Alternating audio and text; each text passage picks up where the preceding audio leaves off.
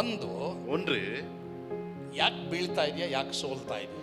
ஏன் நீ விழுந்து கொண்டு இருக்கிற, நீ ஏன் தோத்து கொண்டே இருக்கிற? ಯಾರಾದ್ರೂ ಇಲ್ಲಿ ಇರಬಹುದು. யாராவது இருக்கலாம். ಯಾಕೆ ನಾನು ಬೀಳ್ತಾ ಇದ್ದೀನಿ, ஏன் நான் மீண்டும் மீண்டும் ಯಾಕೆ விழுகிறேன், ನಾನು ಸೋಲ್ತಾ ಇದ್ದೀನಿ, ஏன் அப்பப்போ தோற்று போகிறேன்? ಅದು ಒಂದು. அது ஒண்ணு. ಎರಡು, ரெண்டாவது, ದೇವರು ನಿಮಗೆ ಲೌಕಿಕವಾಗಿ ಹೆಚ್ಚಿಸ್ತಾರೆ, தேவன் உங்களை உலக ரீதியால உங்களை உயர்த்துவார். ಆದರೆ ಕೆಲವು ವೇಳೆ ನಮಗೆ ನಷ್ಟಗಳು ಉಂಟಾಗುತ್ತೆ. சில நேரத்தில் நமக்கு நஷ்டங்கள் உண்டாகும். ಇದು ಎರಡು ಪ್ರಶ್ನೆಗೆ ಉತ್ತರ ಏನಂದ್ರೆ, இந்த ரெண்டு கேள்விக்கு பதில் என்னவென்றால், ಎಲ್ಲೋ ಒಂದು ಕಡೆ ನಾನು ನೀನು ಹೆಮ್ಮೆ ಪಡ್ತಾ ಇದ್ದೀನಿ, ஏதோ ஒரு பகுதியில நீ நான் பெருமைப்படுகிறோம், ನಾನು ನಿನ್ನ ದೇವರ ಮುಂದೆ ತಗ್ಗಿಸ್ಕೊಳ್ಳೋದು, நான் தேவனுக்கு முன்பாக தாழ்த்திக் கொள்ள வேண்டும்.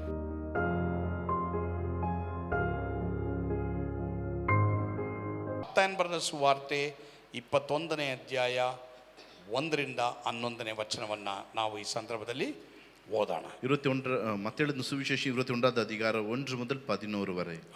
ಓಕೆ, ಓದೋಣ.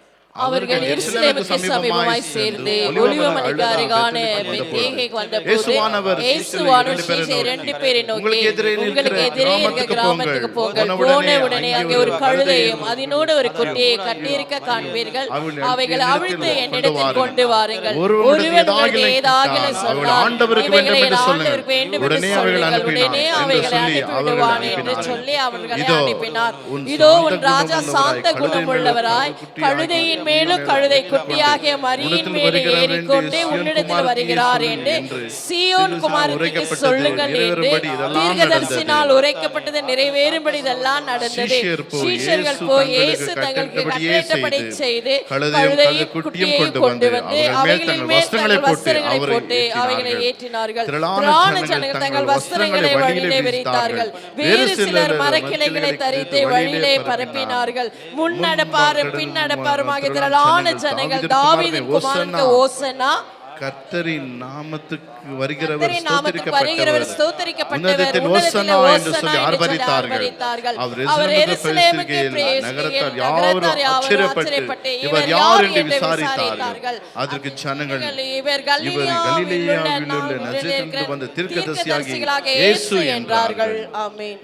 ಕರ್ತನ ವಾಕ್ಯಗಳನ್ನ ಓದಿದಂತ ದೇವ ಮಕ್ಕಳನ್ನು ಆಶೀರ್ವಾದ ಮಾಡಲಿ. ಎಲ್ಲರೂ ಕುಳಿತುಕೊಳ್ಳಬಹುದು. கர்த்தரின் வசனங்களும் வாசித்த தேவ பிள்ளைகளையும் ஆஸ்வதிப்பாராக. நாம் யாರು ಉಟ್ಕರலாம். ಗುಡ್ ಫ್ರೈಡೇಗಿಂತ ಮುಂಚೆ ಯೇಸುಸ್ವಾಮಿ ಶಿಲುಬೆಗೆ ಹಾಕಲ್ಪಡಕ್ಕಿಂತ ಒಂದು 5 ದಿನ ಮುಂಚೆ, குட் ஃப்ரைடே சிலுவையில் போடுறதுக்கு முன்பாக ஒரு 5 நாளுக்கு முன்பாகவே ಯೇಸು ಸ್ವಾಮಿ ಯೆರೂಸಲೇಮಿಗೆ ಪ್ರಯಾಣ ಮಾಡ್ತಾರೆ. ಯೇಸು ಸ್ವಾಮಿ ಯೆರೂಸಲೇಮ್ ಪಟ್ಟಣಕ್ಕೆ ಪ್ರಯಾಣ போறாங்க. ಆ ಇಡೀ ಪಟ್ಟಣದಲ್ಲೇ ಗದ್ದಲ ಉಂಟಾಗ್ತದೆ. அந்த ஊர் முழுவதுமே ஒரு பெரிய ஆர்ப்பரிப்பு உண்டானது. ಈತನು ಯಾರು ಎಂಬುದಾಗಿ ಜನರೆಲ್ಲರೂ ಮಾತಾಡ್ಕೊಳ್ತಾರೆ. இவர் யார் என்று சொல்லி ஜனங்கள் எல்லாரும் பேசிக்கொண்டார்கள். ಕೆಲವರೆಲ್ಲರೂ ಈತನು ಆ ಪ್ರವಾದಿ ಗಲಿಲಾಯದ ನಜರೇತಿನ ಯೇಸು ಎಂಬುದಾಗಿ ಅವರು ಹೇಳ್ತಾರೆ. சில பேர் இவர் தீர்க்கதரிசி கலிலேய நாட்டில் வந்து இருக்கிறவர்கள் என்று சொன்னார்கள். ಆದರೆ ಇವತ್ತು ನಾನು ಮಾಡುವಂತ ಪ್ರಸಂಗದ ವಿಷಯ ಏನು, இன்றைக்கு நான் பேசுகிற ದೈವ செய்தி என்னவென்றால், ದಯವಿಟ್ಟು ನೋಡ್ರಿ ಅಲ್ಲಿ ಆ ವಿಜಯ್ ನೋಡ್ತೀರಾ, ಯೇಸು ಅರಸನಂತೆ ಯೆರೂಸಲೇಮಿಗೆ ಜಯಕರವಾದ ಪ್ರವೇಶಕ್ಕೆ 4 ಮುಖ್ಯವಾದ ಅರ್ಥಗಳು. ಸರಿ, ಯೇಸುಸ್ವಾಮಿ ಯೆರೂಸಲೇಮಿಗೆ ಪ್ರವೇಶ ಮಾಡ್ತಾರೆ. ಯೇಸು ಯೆರೂಸಲೇமுக்கு பிரயாணம் செய்தார். ಅರಸನಂತೆ ಪ್ರವೇಶ ಮಾಡ್ತಾರೆ. அவர் ராஜாவை போல பிரயாணம் செய்தார். ಅದು ಜಯಕರವಾದಂತ ಒಂದು ಮೆರವಣಿಗೆ ಆಗಿರ್ತದೆ. அது ஜெயகரமான ஒரு ஆர்ப்பரிப்பா இருந்தது. ಅದಕ್ಕೆ 4 ಮುಖ್ಯವಾದ ಅರ್ಥಗಳಿದೆ. அதற்கு முக்கியமாக 4 ಅರ್ಥம் ಉಂಟು. ಅದನ್ನ ಇವತ್ತು ನಾವು ಕಲಿಯೋಣ. அதை இன்றைக்கு தியானிக்கலாம். ಆತ್ಮಿಕವಾಗಿ ಅದು ನಮಗೆ ಏನು ತಿಳಿಸ್ತದೆ, ஆவிக்குரிய ரீதியில அது நமக்கு எதை காட்டுகிறது, ಅದರ ಕುರಿತು ನಾವೀಗ ಧ್ಯಾನ ಮಾಡೋಣ. அதை குறித்து நாம் தியானிக்கலாம். ಒಂದನೇದಾಗಿ, ஒன்றாவது ನಾವು ಜಕರ್ಯ 9ನೇ ಅಧ್ಯಾಯ 9ನೇ ವಚನವನ್ನ ಈಗ ಓದ್ಕೊಳ್ಳೋಣ. ವಿಜಯ್ ಓದ್ತೀರಾ? ಜಕರ್ಯ 9:9, ಆಮೇಲೆ ತಮಿಳಿನಲ್ಲಿ ಓದೋದನ್ನ. ಸಿಯೋನ್ ನಾಗರಿಯೇ ಬಹು ಸಂತೋಷಪಡು, ಯೆರೂಸಲೇಮ್ ಪೂರಿಯೇ ಹರ್ಷಧ್ವನಿಗೈ ನೋಡು, ನಿನ್ನ ಅರಸು ನಿನ್ನ ಬಳಿಗೆ ಬರುತ್ತಾನೆ. ಆತನು ನ್ಯಾಯವಂತನು, ಸುರಕ್ಷಿತನು, ಶಾಂತ ಗುಣವುಳ್ಳವನಾಗಿಯೂ ಕತ್ತೆಯನ್ನು, ಹೌದು ಪ್ರಾಯದ ಕತ್ತೆ ಮರಿಯನ್ನು ಹತ್ತಿದವನಾಗಿಯೂ ಬರುತ್ತಾನೆ. சீயோன் குமார்த்தியே மிகவும் களிக்கூறு, எருசலேம் குமார்த்தியே கம்பீரி, இதோ உன் ராஜா உன்னிடத்தில் வருகிறார்.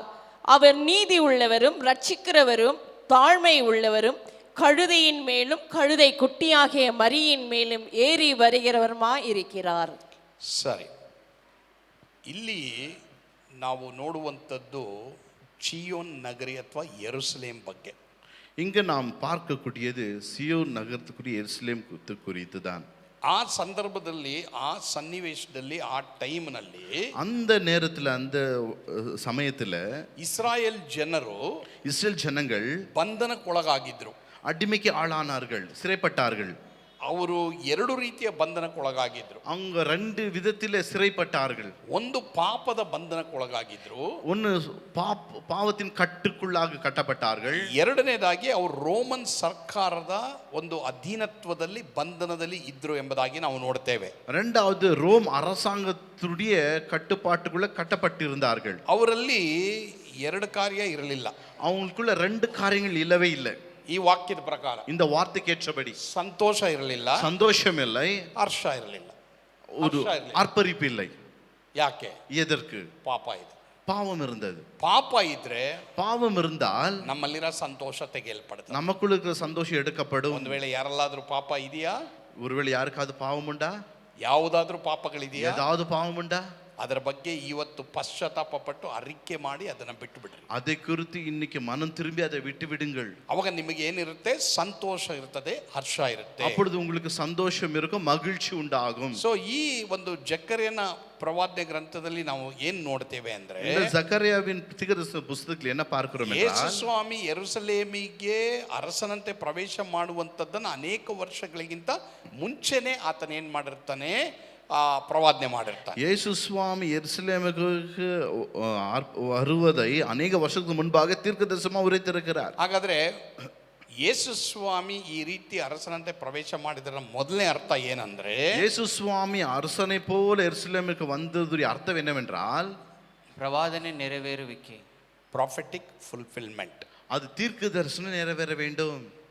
ಪ್ರವಾದನೆ ನೆರವೇರಬೇಕು, தீர்க்க தரிசனம் நிறைவேற வேண்டும். ಹಾಗಾದ್ರೆ ಪ್ರಿಯ ದೇವರ ಮಕ್ಕಳೇ, தேவ பிள்ளைகளே, ಬಹಳ ಪ್ರಾಮುಖ್ಯ, ரொம்ப முக்கியம். ಹೊಸ ಒಡಂಬಡಿಕೆ ಮಕ್ಕಳಾದ ನಮಗೆ, புதிய ஏற்பாடின் பிள்ளைகளா இருக்கிற நமக்கு ಒಂದು ವಿಷಯ ಗೊತ್ತಿರಬೇಕು. ஒரு விஷயம் தெரிஞ்சிருக்கணும். ಪ್ರವಾದನೆಯಲ್ಲಿ ಏನೇನು ಹೇಳಿದೆಯೋ ಅದೆಲ್ಲ ನೆರವೇರಿದೆ. தீர்க்க தரிசனத்தில் என்னென்ன சொல்லப்பட்டு இருக்கிறதோ அது எல்லாமே நிறைவேறும். ಹಳೆ ಒಡಂಬಡಿಕೆಯಲ್ಲಿ ದೊಡ್ಡ ಪ್ರವಾದಿಗಳು, ಚಿಕ್ಕ ಪ್ರವಾದಿಗಳಿದ್ದಾರೆ. பழைய ஏற்பாடுல பெரிய தீர்க்கதரிசியும் உண்டு, சின்ன தீர்க்கதரிசியும் உண்டு. ಯೇಸು ಬರುವುದಕ್ಕಿಂತ ಸುಮಾರು 700 ವರ್ಷ 400 ವರ್ಷ ಮುಂಚಿತವಾಗಿ ಅವರೆಲ್ಲ ಪ್ರವಾದನೆ ಮಾಡಿದ್ರು. இயேசு சுவாமி வருவதற்கு முன்பாக 400 வருஷம் 700 வருஷம் முன்பாகவே தீர்க்கதரிசனம் உரைத்திருக்கிறார்கள். ಸೊ ಹೀಗಾಗಿ ಆ ಪ್ರವಾದನೆ ಎಲ್ಲ ನೆರವೇರಿತು. அந்த இப்படியாக அந்த தீர்க்கதரிசனம் எல்லாமே நிறைவேறும். ದೇವರ ವಾಕ್ಯವನ್ನ ಪ್ರವಾದನ ವಾಕ್ಯ ಎಂಬುದಾಗಿ ಕರೆಯಲ್ಪಟ್ಟಿದೆ. கர்த்தருடைய வார்த்தையை தீர்க்க தரிசன வார்த்தைகள் என்று சொல்லப்படுகிறது. ಈಗ ಇಲ್ಲಿ ಯೇಸು ಸ್ವಾಮಿ ಕತ್ತೆಯ ಮರಿಯನ್ನ ಹತ್ತಿದವನಾಗಿ ಯೆರೂಸಲೇಮಿಗೆ ಅರಸನಂತೆ ಪ್ರವೇಶ ಮಾಡ್ತಾನೆ ಎಂಬುದಾಗಿ ಜಕರ್ಯ ಮೊದಲೇ ಪ್ರವಾದನೆ ಮಾಡಿದ. இயேசு சுவாமி கழுதை குட்டியின் மேல அரசனை போல பவனி வருவார் என்று ஜக்கரியா அன்றைக்கே தீர்க்கதரிசனம் உரைத்திருக்கிறார். ಅದು ನೆರವೇರಿತು, அது நிறைவேறும். ಅದೇ ತರ ಪ್ರಿಯ ದೇವರ ಮಕ್ಕಳೇ, அதே போல தேவ பிள்ளைகளே, ಇವತ್ತು ಲೋಕ ಯೇಸುವನ್ನ ತೆಗೆದಾಕಬಹುದು. இன்றைக்கு உலகம் இயேசுவை புறக்கணிக்கலாம், ಬೈಬಲ್ ಬೇಡ ಅನ್ಬಹುದು, வேதத்தையும் கூட வேண்டான்னு புறக்கணிக்கலாம், ಅಥವಾ ನಿಮ್ಮೆಲ್ಲರಿಗೂ ಹೇಳಬಹುದು, அல்லது உங்க எல்லாருக்கும் சொல்லலாம், ಆ ಯೇಸು ಯಾಕೆ ನಂಬಿದ್ಯಾ? அந்த இயேசுவை ஏன் விசுவாசிக்கிற? ಇದಕ್ಕಿಂತ ಮುಂಚೆ ಬೇರೆ ಯಾರೋ ಇದ್ದವರು, இது முன்னாடி நம்பினவங்க எல்லாம் ಇಲ್ಲ, ಇದಕ್ಕಿಂತ ಮುಂಚೆ ಯಾರ್ಯಾರೋ ಇದ್ರು, இதுக்கு முன்னாடி யாரோ இருந்தாங்க. ಸೊ ಯೇಸು ದೇವರು ಅಲ್ಲ, இயேசு கடவுள் அல்ல ಎಂಬುದಾಗಿ ನಿಮ್ಗೆ ಹೇಳಿ ತಲೆ ಕೆಡಿಸಬಹುದು. அப்படி உங்களை தலையை கெடுக்கலாம். ಆದ್ರೆ ನಿಮ್ಮೆಲ್ಲರಿಗೂ ಗೊತ್ತಿರಬೇಕು, உங்க எல்லாருக்கும் தெரிஞ்சிருக்கணும், ಯೇಸುವಿನ ಬಗ್ಗೆ ಮೊದಲೇ ಪ್ರವಾದನೆ ಮಾಡಲ್ಪಟ್ಟಿತ್ತು. ಅದು ಈಗಲೂ ನೆರವೇರ್ತಾ ಇದೆ, ಆ ಭಾನುವಾರನೂ ನೆರವೇರಿತು. இயேசு குறித்து அன்றைக்கு தீர்க்கதரிசனம் நிறைவேறினது, அது இப்பொழுது நடந்து கொண்டிருக்கிறது, நடந்துச்சு. ಅದೇ ರೀತಿ ಆ ಭಾನುವಾರ, ಖರ್ಜೂರದ ಭಾನುವಾರನೂ ಸಹ ನಡೀತು. அதே போல குருத்தோல் ஞாயிறன்றே நடந்தது. ಮಾತ್ರವಲ್ಲದೆ ಈಗಲೂ ಸಹ ಪ್ರವಾದನೆಯಲ್ಲಿ ಏನೇನು ಹೇಳಲ್ಪಟ್ಟಿದೆಯೋ ಅದೆಲ್ಲ ನೆರವೇರಿತು. இன்றைக்கும் கூட தீர்க்கதரிசனத்தில் என்னென்ன உரைக்கப்பட்டதோ அதெல்லாமே நடந்து கொண்டிருக்கிறது. ಸರಿ, ಈ ಯೆರೂಸಲೇಮಿನಲ್ಲಿ ಎಲ್ಲರೂ ಜಯಕರವಾಗಿ ಕೂಗಾಡ್ತಾರೆ, இந்த எருசலேமில் எல்லாம் ஜெய கோஷத்தை எழுப்பிக் கொண்டிருந்தார்கள். ಒಂದು ಹಬ್ಬ ತರ ಆಚರಣೆ ஒரு ಮಾಡ್ತಾರೆ. பண்டிகை போல ஆர்ப்பரித்தார்கள். ಯಾಕೆ ಅಂತ ನಾವು ನೋಡ್ಬೇಕಾದ್ರೆ, எதற்கென்று பார்க்கும் பொழுது ಯೇಸು ಅರಸನಂತೆ ಬರ್ತಾ ಇದ್ದಾರೆ. ನಮ್ಗೆ ಇನ್ನ ಹೊಸ ಒಬ್ಬ ಅರಸ ಬರ್ತಾ ಇದ್ದಾರೆ. இயேசு ராஜாவை போல வருகிறார். அவங்க நினைத்தாங்க புது ராஜா நமக்கு கிடைத்திருக்கிறார் என்று. ಅವರು ನಮಗೆ ಕಷ್ಟ ಕೊಡಲ್ಲ, அவர் நமக்கு கஷ்டத்தை கொடுக்க மாட்டார். ಬಡತನದಿಂದ ಬಿಡುಗಡೆ ಮಾಡ್ತಾರೆ, ஏழ்மையிலிருந்து விடுதலை கொடுப்பார். ನಮ್ಮನ್ನ ಚೆನ್ನಾಗಿಡ್ತಾರೆ, நம்மை மேன்மையா வைப்பார். ನಮಗೆ ಅಭಿವೃದ್ಧಿ ಇರುತ್ತೆ, நமக்கு செழிப்பு உண்டாகும். ನಾವು ಭಯದಿಂದ ಜೀವಿಸಬೇಕಾದ ಅವಶ್ಯಕತೆ ಇಲ್ಲ ಎಂಬುದಾಗಿ ಅವರು ಏನ್ ಮಾಡ್ತಾರೆ, ಅಲ್ಲಿ ಮೆರವಣಿಗೆ ಮಾಡ್ತಾರೆ. பயத்தோடு இனி நாம் வாழவே மாட்டோம் என்று அவர்கள் எல்லாம் நினைத்து பவனி சென்றார்கள். ಯೇಸುಸ್ವಾಮಿ ಯಾವುದ್ರ ಮೇಲೆ ಪ್ರಯಾಣ ಮಾಡಿದ್ರು ಎಲ್ಲರಿಗೂ ಗೊತ್ತು. இயேசு சுவாமி எது மேல பிரயாணம் செய்தார் நமக்கு எல்லாருக்கும் தெரியும். ಕತ್ತೆ ಮೇಲೆ ಪ್ರಯಾಣ ಮಾಡಿದ್ರು. கழுதை மேல பிரயாணம் செய்தார். ನಿಮ್ಗೆ ಯಾರಿಗಾದ್ರೂ ಕತ್ತೆ ಕೊಟ್ರೆ ಅದರಲ್ಲಿ ಪ್ರಯಾಣ ಮಾಡ್ಕೊಂಡು ಸಭೆಗೆ ಬರ್ತೀರಾ? நீங்க யாராவது கழுதை குத்தா அது மேல ஏறி சபைக்கு வருவீங்களா? ಇಲ್ಲ, ನಾನು ಬರಲ್ಲ, ನೀವು ಬರಲ್ಲ. நானும் வர மாட்டேன், நீங்களும் வர மாட்டீங்க. ಯಾಕಂದ್ರೆ ಅದು ಕೇವಲವಾದ ಪ್ರಾಣಿ, அது அற்பமான ஒரு பிராணி. ಆದ್ರೆ ಯೇಸು ಸ್ವಾಮಿ ಕತ್ತೆಯ ಮರಿಯ ಮೇಲೆ ಪ್ರಯಾಣ ಮಾಡ್ಕೊಂಡು ಬರ್ತಾ ಇದ್ದಾರೆ ಅಂದ್ರೆ, ஆனா இயேசு சுவாமி கழுதை குட்டி மேல பிரயாணம் செய்து கொண்டு வருகிறார் என்றால் ಅದರ ಅರ್ಥ ಏನಂದ್ರೆ, அவருடைய அர்த்தம் என்னவென்றால், ಯೇಸು ಯುದ್ಧಕ್ಕಿಂತಲೂ ಸಮಾಧಾನವನ್ನ, ಆತ್ಮಿಕ ಸಮಾಧಾನವನ್ನ ಕೊಡುವುದಕ್ಕೆ ಬಂದನು ಎಂಬುದಾಗಿ ಅರ್ಥ. இயேசு யுத்தத்தை பார்க்கிலும் ஆவிக்குரிய சமாதானத்தை கொடுக்க வந்தார் என்று அதனுடைய அர்த்தம்.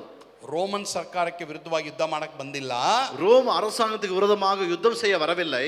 ಎಲ್ಲರೂ ಪಾಪಿಗಳೇ, எல்லாரும் பாவிகள் தான், ಪಾಪದ ಬಂಧನದಲ್ಲಿದ್ದಾರೆ, பாவத்தின் கட்டில் இருந்தார்கள். ಹೀಗಾಗಿ ಅದನ್ನ ಬಿಡುಗಡೆ ಮಾಡೋದಕ್ಕೋಸ್ಕರವಾಗಿ ಪಾಪದಿಂದ ಬಂದಂತ ಅಸಮಾಧಾನವನ್ನು ತೆಗೆದುಹಾಕಿ ಸಮಾಧಾನ ಕೊಡುವುದಕ್ಕಾಗಿ ಪ್ರವೇಶ ಮಾಡ್ತಾ ಇದ್ದಾರೆ ಅನ್ನೋದೇ ಕತ್ತೆ ಮರಿಯ ಮೇಲೆ ಪ್ರಯಾಣ ಮಾಡಿದ್ರು. பாவத்திலிருந்து வந்த அசமாதானத்தை எடுத்துவிட்டு சமாதானத்தை கொடுக்க வந்தார் என்றுதான் இந்த கழுதின் மேல வந்த ஒரு அர்த்தமா இருக்கிறது. ಇವತ್ತು ಯಾರಿಗೆ ಸಮಾಧಾನ ಇಲ್ಲ? இன்னைக்கு யாருக்கு சமாதானம் இல்லை?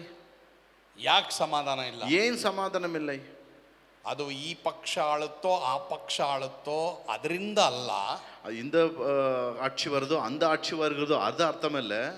ಪಾಪ, பாவம், ಪಾಪದಿಂದ ಬಿಡುಗಡೆ ಆದರೇನೆ ಸಮಾಧಾನ ಇರುತ್ತೆ. பாவத்திலிருந்து விடுதலை ஆனா மாத்திரம்தான் சமாதானம். ದಯವಿಟ್ಟು ಯೋಹಾನ 14:27 ನೋಡ್ರಿ. யோவான் 14:27 பாருங்க. ಜಾನ್ 14:27. ಮ್ಯಾಥ್ಯೂ ಬ್ರದರ್ ಓದ್ತೀರಾ? ಓದ್ರಿ. ಶಾಂತಿಯನ್ನು ನಿಮಗೆ ಬಿಟ್ಟು ಹೋಗುತ್ತೇನೆ, ನನ್ನಲ್ಲಿರುವಂಥ ಶಾಂತಿಯನ್ನು ನಿಮಗೆ ಕೊಡುತ್ತೇನೆ. ಲೋಕವು ಕೊಡುವ ರೀತಿಯಿಂದ ನಾನು ನಿಮಗೆ ಕೊಡುವುದಿಲ್ಲ. ನಿಮ್ಮ ಹೃದಯವು ಕಳವಳಗೊಳ್ಳದಿರಲಿ, ಹೆದರದಿರಲಿ. சமாதானத்தை உங்களுக்கு வைத்து போகிறேன், என்னுடைய சமாதானத்தையே உங்களுக்கு கொடுக்கிறேன். உலகம் கொடுக்கிற பிரகாரம் நான் உங்களுக்கு கொடுக்கிறதில்லை. உங்கள் இருதயம் கலங்காமலும் பயப்படாமலும் இருப்பதாக. ಯಾರ ಹೃದಯ ಕಳವಳಗೊಂಡಿದೆ? யாருக்கு இதயம் இன்றைக்கு குழப்பமா இருக்கிறது? ಯಾರಿಗೆ ಭಯ ಇದೆ? யாருக்கு பயம் இருக்கிறது? ದೇವರು ನಿಮಗೆ ಲೋಕ ಕೊಡುವಂತ ಶಾಂತಿಯನ್ನ ಕೊಡಲ್ಲ. தேவன் இன்றைக்கு உலகம் கொடுக்கிற விதத்தில் சமாதானம் கொடுப்பதில்லை. ಆತನಲ್ಲಿರುವ ಶಾಂತಿಯನ್ನು ನನಗೆ ನಿನಗೆ அவருக்குள்ள இருக்கிற சமாதானத்தை கொடுக்கிறார். ಶಾಂತಿಯನ್ನ ಕೊಡುವಂತ, ಸಮಾಧಾನ ಕೊಡುವಂತ ಅರಸನಾಗಿ ಆತನ ಪ್ರವೇಶ ಮಾಡಿದ. சாந்தியும் சமாதானத்தை கொடுக்கிற ராஜாவை போல தேவன் வருகிறார். ಒಂದು ವೇಳೆ ನಿಮಗೆ ಸಮಾಧಾನ ಇಲ್ವಾ? ஒருவேளை இன்றைக்கு உனக்கு சமாதானம் இல்லையா? ಶಾಂತಿ ಇಲ್ವಾ? சாந்தி இல்லையா? ಇದಕ್ಕೆ ಕಾರಣ ಏನಂತಂದ್ರೆ ಪಾಪ ಇದೆ. இது காரணம் என்ன தெரியுமா? பாவம் உண்டு. ಆ ಪಾಪದಿಂದ ನೀನು ಬಿಡುಗಡೆ ಆಗ್ಬೇಕು. அந்த பாவத்திலிருந்து நீ நான் விடுதலை ஆக வேண்டும். ನನಗೆ ನಿನಗೆ ಕ್ಷಮಾಪಣೆ ಆಗ್ಬೇಕು, ಬಿಡುಗಡೆ ಆಗ್ಬೇಕು. உனக்கு எனக்கு மன்னிப்பு உண்டாகணும், விடுதலை உண்டாகணும். ಅನೇಕರಿಗೆ ಬರೀ ಕ್ಷಮಾಪಣೆ ಆಗಿದೆ, அநேக பேருக்கு மன்னிப்பு தான் உண்டாகிறது, ಪಾಪದಿಂದ ಬಿಡುಗಡೆ ಆಗಿಲ್ಲ. ஆனா பாவத்தின் விடுதலை இல்லை. ಸೋ ಪಾಪದಿಂದ ಕ್ಷಮಾಪಣೆ, ಬಿಡುಗಡೆ ಯೇಸು ಮಾತ್ರವೇ ಕೊಡುವರಾಗಿದ್ದಾರೆ. பாவத்திலிருந்து சாபத்திலிருந்து விடுதலை கொடுக்க இயேசுவால மாத்திரம் தான் முடியும். ಇವತ್ತು ಅನೇಕರ ಹೃದಯ ಕಳವಳಗೊಂಡಿದೆ. இன்னைக்கு அநேகருடைய இருதயம் கலங்கி கொண்டிருக்கிறது. ಅನೇಕರ ಜೀವಿತದಲ್ಲಿ ಸಮಾಧಾನ ಇಲ್ಲ. அநேகருடைய இருதயத்தில் சமாதானம் இல்லை. ಯಾಕಂದ್ರೆ ಅವರ ಜೀವಮಾನದಲ್ಲಿ ಪಾಪ ಇದೆ. ஏன்னா அவங்களோட வாழ்க்கையில பாவம் உண்டு. ಆದ್ರೆ ಯೇಸು ನಮ್ಮನ್ನ ಪಾಪದಿಂದ ಬಿಡುಗಡೆ ಮಾಡೋದಕ್ಕೋಸ್ಕರವಾಗಿ ಈ ಲೋಕಕ್ಕೆ ಬಂದರು. ஆனா இயேசு இந்த பாவத்திலிருந்து விடுதலையாக்க இந்த உலகத்துக்கு வந்தார். ಎರಡನೇದ ರೋಮ 14:17 ಓದ್ರಿ. ಇನ್ನೊಂದು ವಾಕ್ಯ, ரோமர் 14:17 வாசிங்கள். ಯಾಕಂದರೆ ತಿನ್ನುವುದು ಕುಡಿಯುವುದು ದೇವರ ರಾಜ್ಯವಲ್ಲ, ನೀತಿಯು ಸಮಾಧಾನವು ಪವಿತ್ರಾತ್ಮನಿಂದುಂಟಾಗುವ ಆನಂದವೂ ಆಗಿದೆ. தேவனுடைய ராஜ்யம் புசிப்பும் குடிப்பும் அல்ல, அது நீதியும் சமாதானமும் பரிசுத்த ஆவியினால் உண்டாகும் சந்தோஷமாய் இருக்கிறது. ಜನರು ನಿಮಗೆ ಚರ್ಚ್ ಬಗ್ಗೆ ಅಥವಾ ದೇವರ ರಾಜ್ಯದ ಬಗ್ಗೆ, ಕ್ರಿಶ್ಚಿಯಾನಿಟಿ ಬಗ್ಗೆ ವ್ಯತ್ಯಾಸವಾಗಿ ಹೇಳಬಹುದು. ஜனங்கள் உங்களுக்கு கிறிஸ்துவை பற்றி, கிறிஸ்டியானிட்டியை பற்றி வித்தியாசமாக சொல்லலாம். ಅವರು ತಮ್ಮನ್ನ ಹೋಲಿಕೆ ಮಾಡಿ, ತಮ್ಮಲ್ಲಿರುವಂಥ ಲೌಕಿಕವಾದ ಕಾರ್ಯಗಳನ್ನ ಹೋಲಿಕೆ ಮಾಡಿ ನಿಮ್ಮ ತಲೆ ಕೆಡಿಸ್ಬೋದು. அவர்கள் தங்களை கம்பேர் பண்ணி அவங்களுக்குள்ள இருக்கிற பொருள் ஆசை உலகத்தை குறித்து கம்பேர் பண்ணி உங்களுக்கு சொல்லலாம். ನೋಡು, ನಮಗಿದಿದೆ ನಿನಗಿದಿಲ್ಲ, எங்களுக்கு இது இருக்குது உங்களுக்கு இது இல்லையே, ನಾವು ಹಿಂಗಿದೀವಿ ನೀವು ಹಿಂಗಿಲ್ಲ, நாங்க இப்படி இருக்கிறோம் நீங்க இப்படி இல்லையே ಅಂತ ಹೇಳಿ ನಿಮ್ಮ ತಲೆ ಕೆಡಿಸ್ಬೋದು. அப்படி சொல்லி உங்களை தலையை குழப்ப. ಆದ್ರೆ ನೀವೇನ್ ಹೇಳ್ಬೇಕಂದ್ರೆ, நீங்க என்ன சொல்லணும்? ಯಾರ ಹತ್ರನೂ ಇಲ್ಲದೆ ಇರುವಂತದ್ದು ನನ್ನ ಹತ್ರ ಇದೆ, யாரிடத்தில் இல்லாதது எங்களிடத்தில் உண்டு, ಜನರಿಗೆ ಬೇಕಾದಂತ ನಿಜವಾದದ್ದು ನನ್ನ ಹತ್ರ ಇದೆ, ஜனங்களுக்கு தேவையான உண்மையுள்ளது ஒன்று எங்களிடத்தில் உண்டு. ಅದೇನಂದ್ರೆ ಸಮಾಧಾನ. அது என்னவென்றால் சமாதானம். ಅದೇನಂದ್ರೆ ಪಾಪ ಕ್ಷಮಾಪಣೆ. அது என்னவென்றால் பாவ மன்னிப்பு. ನಿನ್ನ ಹತ್ರ ಏನೆಲ್ಲ ಇರಬಹುದು, உன்கிட்ட எதெல்லாம் இருக்கலாம், ಆದ್ರೆ ಅದು ಶಾಶ್ವತ ಇಲ್ಲ, அது நிரந்தரம் அல்ல. ಆದ್ರೆ ಯೇಸು ನನಗೆ, ஆனா இயேசு எனக்கு ನನ್ನ ಪಾಪ ಕ್ಷಮಿಸಿದ್ದಾರೆ, என் பாவத்தை மன்னித்தார், ದೇವರ ಮುಂದೆ ಸರಿಯಾದ ರೀತಿಯಲ್ಲಿ ನಿಲ್ಲುವ ಹಾಗೆ ನನಗೆ ಕ್ಷಮಾಪಣೆ ಕೊಟ್ಟಿದ್ದಾರೆ, தேவனுக்கு முன்பாக சரியான இருப்பதற்கு எனக்கு சமாதானம் கொடுத்திருக்கிறார், ಎರಡನೇದಾಗಿ ನನಗೆ ಸಮಾಧಾನ ಕೊಟ್ಟಿದ್ದಾರೆ, எனக்கு சமாதானத்தை கொடுத்திருக்கிறார், ಮೂರನೇದಾಗಿ ನನಗೆ ಆನಂದ ಕೊಟ್ಟಿದ್ದಾರೆ, மூன்றாவது எனக்கு மகிழ்ச்சியும் ஆனந்தம் கொடுத்திருக்கிறார், ನನಗೆ ನೀತಿ ಕೊಟ್ಟಿದ್ದಾರೆ, எனக்கு நீதி கொடுத்திருக்கிறார், ಸಮಾಧಾನ ಕೊಟ್ಟಿದ್ದಾರೆ, சமாதானம் கொடுத்திருக்கிறார், ಪವಿತ್ರಾತ್ಮನಿಂದ ಉಂಟಾಗುವ ಆನಂದ ಕೊಟ್ಟಿದ್ದಾರೆ, ஆவியானவர் உண்டாகிற மகிழ்ச்சி எனக்கு கொடுத்திருக்கிறார். ಇದೇ ಯೇಸು ಸ್ವಾಮಿ ಯೆರೂಸಲೇಮಿಗೆ ಪ್ರವೇಶ ಮಾಡಿದಂತ ಮೊದಲನೇ ಅರ್ಥ. இதுதான் இயேசு சுவாமி எருசலேம் நகரத்துக்கு பிரயாணம் பண்ண மூன்றாவது அர்த்தம். ನಿಮಗೆ ಸಮಾಧಾನ ಕೊಡ್ತಾರೆ. உங்களுக்கு சமாதானம். ಯಾರಿಗೆ ಇವತ್ತು ಸಮಾಧಾನ ಇಲ್ಲ, ಇವತ್ತು ಸಮಾಧಾನ ಕೊಡ್ತಾರೆ. யாருக்கு உங்களுக்கு சமாதானம் இல்லை, தேவனுக்கு சமாதானம் கொடுக்கிறார். ಸರಿ, ಯೇಸು ಸ್ವಾಮಿ ಅರಸನಂತೆ ಪ್ರವೇಶ ಮಾಡಿದಕ್ಕೆ ಎರಡನೇ ಅರ್ಥ ಏನು? ವಿಜಯ್ ಓದ್ತೀರಾ? ಯೇಸು ಸ್ವಾಮಿ ಅರಸನೇ ಪೋಲ. ಇಂಗ್ಲಿಷ್ ನಲ್ಲಿ ಪಾರ್ಥಿಬನ್ ಓದಬೇಕು, ಕನ್ನಡದಲ್ಲಿ ವಿಜಯ್ ಓದ್ತಾರೆ. ಕತ್ತೆಯ ಸಂಕೇತ. Of the donkey. Yes, symbolism of the donkey. கழுதையின் அடையாளம். ಕತ್ತೆಯ ಸಂಕೇತ. கழுதையின் அடையாளம். ಕತ್ತೆ, கழுதை. ನಾವೆಲ್ಲ ಏನಕ್ಕೆ ಉಪಯೋಗಿಸ್ತೀವಿ? நம்ம எதுக்கு பயன்படுத்துவோம்? ಯಾರಾದ್ರೂ ನಮ್ಮ ಮಾತು ಕೇಳದೆ ಹೋದ್ರೆ, யாராவது நம்ம பேச்சு கேட்காவிட்டால், ಯಾರಾದ್ರೂ ನಮ್ಗೆ ವಿಧೇಯರಾಗದೆ ಹೋದ್ರೆ, நமக்கு யாராவது நம்ம கீழ்ப்படியாவிட்டால், ಯಾರಾದ್ರೂ ಸ್ವಲ್ಪ ನಿಧಾನಕ್ಕೆ ಕೆಲಸ ಮಾಡಿದ್ರೆ, யாராவது ரொம்ப ஸ்லோவா வேலை செய்தா ಅವ್ರಿಗೆ ಕತ್ತೆ ಅಂತ, அவங்க கழுதைன்னு சொல்லுவோம். ಆದ್ರೆ ಇಲ್ಲಿ ಯೇಸು ಸ್ವಾಮಿ ಕತ್ತೆ ಮೇಲೆ ಅವರು ಮೆರವಣಿಗೆ ಮಾಡಿದ್ರು. ಯೇಸು ಸ್ವಾಮಿ ಕழுதை ಮೇಲೆ பவனி வந்தார். ಯಾರಾದ್ರೂ ನಿಮ್ಮನ್ನ ಕತ್ತೆ ಅಂದ್ರೆ ನೀವು ಅದಕ್ಕೆ ಸಂತೋಷ ಪಡಬೇಕು. யாராவது உங்களை பார்த்து கழுதைன்னு சொன்னா நீங்க சந்தோஷப்படுங்க. ಏ ಅಪ್ಪಡಿ ಸೊಲ್ರೇನ್ನ ತಿಟ್ಟಾದಿಂಗೋ, ಯಾಕೆ ಅತಿ ಹೇಳ್ತೀರಾ ಅಂತ ಹೇಳಿ ಬೈಬೇಡಿ. ಯಾಕೆಂದ್ರೆ ನಮ್ಮ ರಾಜ ಕತ್ತೆ ಮೇಲೆ ಪ್ರಯಾಣ ಮಾಡಿ, ನಮ್ಮ ರಾಜಾದಿ ರಾಜ ಕழுதை ಮೇಲೆ ಭವನಿ ಬಂದಾರ್. ನಮ್ಮ ರಾಜ ಕಾರಲ್ಲ, ಮೋಟರ್ ಬೈಕಲ್ಲ, ಬಸ್ನಲ್ಲ, ಟ್ರೈನಲ್ಲ, ಪ್ಲೇನಲ್ಲ, ಅವರು ಕತ್ತೆ ಮೇಲೆ ಪ್ರಯಾಣ ಮಾಡಿ. நம்முடைய ராஜா கார்ல அல்ல, பைக்ல அல்ல, மோட்டார் சைக்கிள் மேல அல்ல, அவர் கழுதை மேல பிரயாணம் வந்தார். ನೀವು ஒரு வாட்டி சொல்லு, 10 வாட்டி சொல்லு, ಪರವಾಗಿಲ್ಲ, எனக்கு ஒன்றும் ಆವಾದು. ನೀನು ಒಂದ್ಸತಿಲ್ಲ 10 ಸತಿ ನನ್ನ ಕತ್ತೆ ಅಂತ ಹೇಳು, ನನಗೆ ಯಾವ್ದು ಬೇಸರವಿಲ್ಲ. ಹಾಗಾದ್ರೆ ಕತ್ತೆ ಮೇಲೆ ಪ್ರಯಾಣ ಮಾಡಿದ್ದಕ್ಕೆ ಏನು ಸಂಕೇತ, ಏನಾದ್ರೂ ಗುರುತು? What is the symbolism? கழுதை மேல அவர் வர என்ன ஒரு சாட்சி, என்ன ஒரு அடையாளம்? ನೋಡಿ, ಕುದುರೆ ಮೇಲೆ ಸವಾರಿ ಮಾಡಿದಂತ ಅಲೆಕ್ಸಾಂಡರ್ಗಿಂತಲೂ, ಕುದುರೆ ಮೇಲೆ ಪ್ರಯಾಣಿಸಿದ ಅಲೆಕ್ಸಾಂಡರ್ பார்க்கிலும், ಕತ್ತೆಯ ಮೇಲೆ ಪ್ರಯಾಣ ಮಾಡುವಂತದ್ದು, கழுதை ಮೇಲೆ ಪ್ರಯಾಣ செய்வது ತಗ್ಗಿಸಿಕೊಳ್ಳುವಿಕೆ, ದೀನತೆ, ಅದು ತಾಳ್ತಿಕೊಳ್ಳುವುದು ತಾಳ್ಮೆಯಾನ ಕಾರ್ಯ. ರಾಜಕೀಯ ರಾಜತ್ವಕ್ಕಿಂತಲೂ ಆತ್ಮಿಕ ದೀನತೆಯನ್ನ ತೋರಿಸ್ತಾರೆ. ಅದು அரசாங்கத்தை பார்க்கிலும் ஆவிக்குரிய ரீதியிலே வெளிப்படுகிறது. ಸೊ ಇವತ್ತು ಖರ್ಜೂರದ ಭಾನುವಾರವನ್ನು ಎಲ್ಲರೂ ಆಚರಣೆ ಮಾಡ್ತಾರೆ. இன்னைக்கு குருத்தோலை ஞாயிறு அநேக பேர் ஆசரிப்பார்கள். ಆದರೆ ದೀನತೆ ಇದೆಯಾ? ஆனா தாழ்மை இருக்கிறதா? ನಿಮ್ಮಲ್ಲಿ ತಾಳ್ಮೆ ಇದೆಯಾ? உனக்குள் தாழ்மை இருக்கிறதா? ಯೇಸು ಸ್ವಾಮಿ ತಗ್ಗಿನ ತಾವರೆ ಎಂಬುದಾಗಿಯೇ ಕರೆಯಲ್ಪಟ್ಟಿದ್ದಾರೆ. ಯೇಸು ಸ್ವಾಮಿ ಪಳ್ಳತಾಕಿನ್ ಲಿಲಿ ಪುಷ್ಪಂ ಎಂದು ವೇದಂ சொல்லுகிறது. ದೇವರ ಮಕ್ಕಳು ತಗ್ಗಿದವರಾಗೇ ಇರಬೇಕು. ದೇವ பிள்ளைகள் தாழ்த்திக்கொள்ள வேண்டும். ನೀನ್ ತಗ್ಗಿಸ್ಕೊಳ್ಳದೆ ಹೋದ್ರೆ ಜನ ನಿನ್ನ ತಗ್ಗಿಸ್ತಾರೆ. நீ தாழ்த்திக்காவிட்டால் ஜனங்களே உன்னை தாழ்த்துவார்கள். ಪರವಾಗಿಲ್ಲ, ಅವ್ರು ನಮ್ಮನ್ನು ತಗ್ಗಿಸ್ಲಿ, பரவாயில்ல நம்மை தாழ்த்தட்டும். ಯೇಸು ಸ್ವಾಮಿ ಕತ್ತೆ ಮೇಲೆ ಪ್ರಯಾಣ ಮಾಡಿದ್ದಕ್ಕೆ, ಯೇಸು ಸ್ವಾಮಿ ಕழுதை ಮೇಲೆ ಪ್ರಯಾಣ செய்வதற்கு ಎಷ್ಟೋ ಜನ ಅಲ್ಲಿ ಕೂಗಾಡಿದ್ರು, எத்தனையோ பேர் ஆர்ப்பரித்தார்கள். ಆದ್ರೆ ಕೆಲವರೆಲ್ಲ ಮಾತಾಡಿರಬಹುದು, சில பேர் பேசியிருப்பாங்க, ಯೇಸು ಸ್ವಾಮಿನ ಟೀಕೆನೋ ಮಾಡಿರಬಹುದು, ಯೇಸು ಸ್ವಾಮಿ ಅನೇಕ பேர் ವಿಮರ್ಶನ செய்திருப்பாங்க. ಆದ್ರೆ ಕತ್ತೆ ಮೇಲೆ ಪ್ರಯಾಣ ಮಾಡಿದಕ್ಕೆ ಸಂಕೇತ ಏನಂದ್ರೆ ಆತನಿಗೆ ದೀನತೆ ಇತ್ತು. இயேசு சுவாமி கழுதை மேலே பிரயாணம் செய்ய ஒரு அர்த்தம் என்னவென்றால் அவருக்குள் தாழ்மை இருந்தது. ನನಗೆ ನಿನಗೆ ದೀನತೆ ಇದೆಯಾ? உனக்கு எனக்கு தாழ்மை இருக்கிறதா? ನಾನು ನೀನು ಯಾವ್ದಾದ್ರು ಒಂದು ಬಟ್ಟೆ ಹಾಕೊಂಡ್ಬಿಟ್ರೆ, நீ நான் ஏதாவது ஒரு நல்ல உடை போட்டுட்டா, ಯಾವ್ದಾದ್ರು ಮೊಬೈಲ್ ತಗೊಂಡ್ಬಿಟ್ರೆ, ஏதாவது புது மொபைல் வாங்கிட்டா, ಮತ್ತೆ ಯಾವ್ದಾದ್ರು ವಸ್ತು ತಗೊಂಡ್ಬಿಟ್ರೆ, ஏதாவது ஒரு நல்ல பொருள் வாங்கிட்டா, ಏನ್ ಮಾಡ್ತೀವಿ ನಾವು? ತುಂಬಾ ಹೆಮ್ಮೆ ಪಟ್ಬಿಡ್ತೀವಿ, ரொம்ப பெருமைப்படுவோம். ಅದಿರಬಾರ್ದು ನಮ್ಮದು, ನಾವು ಇರಬಾರ್ದು. அப்படி நம்ம இருக்க கூடாது. ಯೋಚನೆ ಮಾಡಿ ಪ್ರಿಯರೇ, யோசித்து பாருங்க. ಇವತ್ತು ಲೋಕಕ್ಕೆ ನೀನು ಏನ್ ತೋರಿಸ್ತಾ ಇದ್ದೀವಿ? இன்றைக்கு உலகத்தை நீ நான் எதை காட்டுகிறோம்? ಮೊಬೈಲ್ ಇರೋದು ತಪ್ಪಿಲ್ಲ, மொபைல் இருப்பது தவறல்ல. ಒಳ್ಳೆ ಮೊಬೈಲ್ ಇರೋದು ತಪ್ಪಿಲ್ಲ, நல்ல மொபைல் இருப்பது தவறல்ல. ನನಗೆ ನಿನಗೆ ಒಳ್ಳೆ ಬಟ್ಟೆ ಇರೋದು ತಪ್ಪಿಲ್ಲ, உனக்கு எனக்கு நல்ல உடை இருப்பது தவறல்ல. ಒಳ್ಳೆ ಸಂಬಳ ಇರೋದು ತಪ್ಪಿಲ್ಲ, நல்ல வருமானம் இருப்பது தவறும் அல்ல. ಒಳ್ಳೆ ಮನೆ ಇರೋದು ತಪ್ಪಿಲ್ಲ, நல்ல வீடு இருப்பது தவறல்ல. ಒಳ್ಳೆ ಕೆಲಸ ಇರೋದು ತಪ್ಪಿಲ್ಲ, நல்ல வேலை இருப்பதும் தவறல்ல. ಒಳ್ಳೆ ಸಂಬಳ ಇರೋದು ತಪ್ಪಿಲ್ಲ, நல்ல வருமானம் இருப்பதும் தவறல்ல. ನಮ್ಮ ಹೃದಯದಲ್ಲಿ ಏನಿರಬೇಕು? நம்முடைய இருதயத்தில் என்ன இருக்கணும்? ತಗ್ಗಿಸಿಕೊಳ್ಳುವಿಕೆ ಇರಬೇಕು, நம்மை தாழ்த்தி கொள்ளுகணும். ಅದು ಬಹಳ ಪ್ರಾಮುಖ್ಯ, அது ரொம்ப ಮುಖ್ಯமான காரியம். ಸರಿ. ಯಾಕೋಬ யாக்கோபு 4ನೇ ಅಧ್ಯಾಯ 4வது அதிகாரம் 10ನೇ ವಚನ ಓದು. 10வது வசனம். ಓದ. ಕರ್ತನ ಮುಂದೆ ನಿಮ್ಮನ್ನು ತಗ್ಗಿಸಿಕೊಳ್ಳಿರಿ, ಆಗ ಆತನು ನಿಮ್ಮನ್ನು ಮೇಲಕ್ಕೆ ತರುವನು. கர்த்தருக்கு முன்பாக தாழ்மைப்படுங்கள், அப்பொழுது அவர் உங்களை உயர்த்துவார்.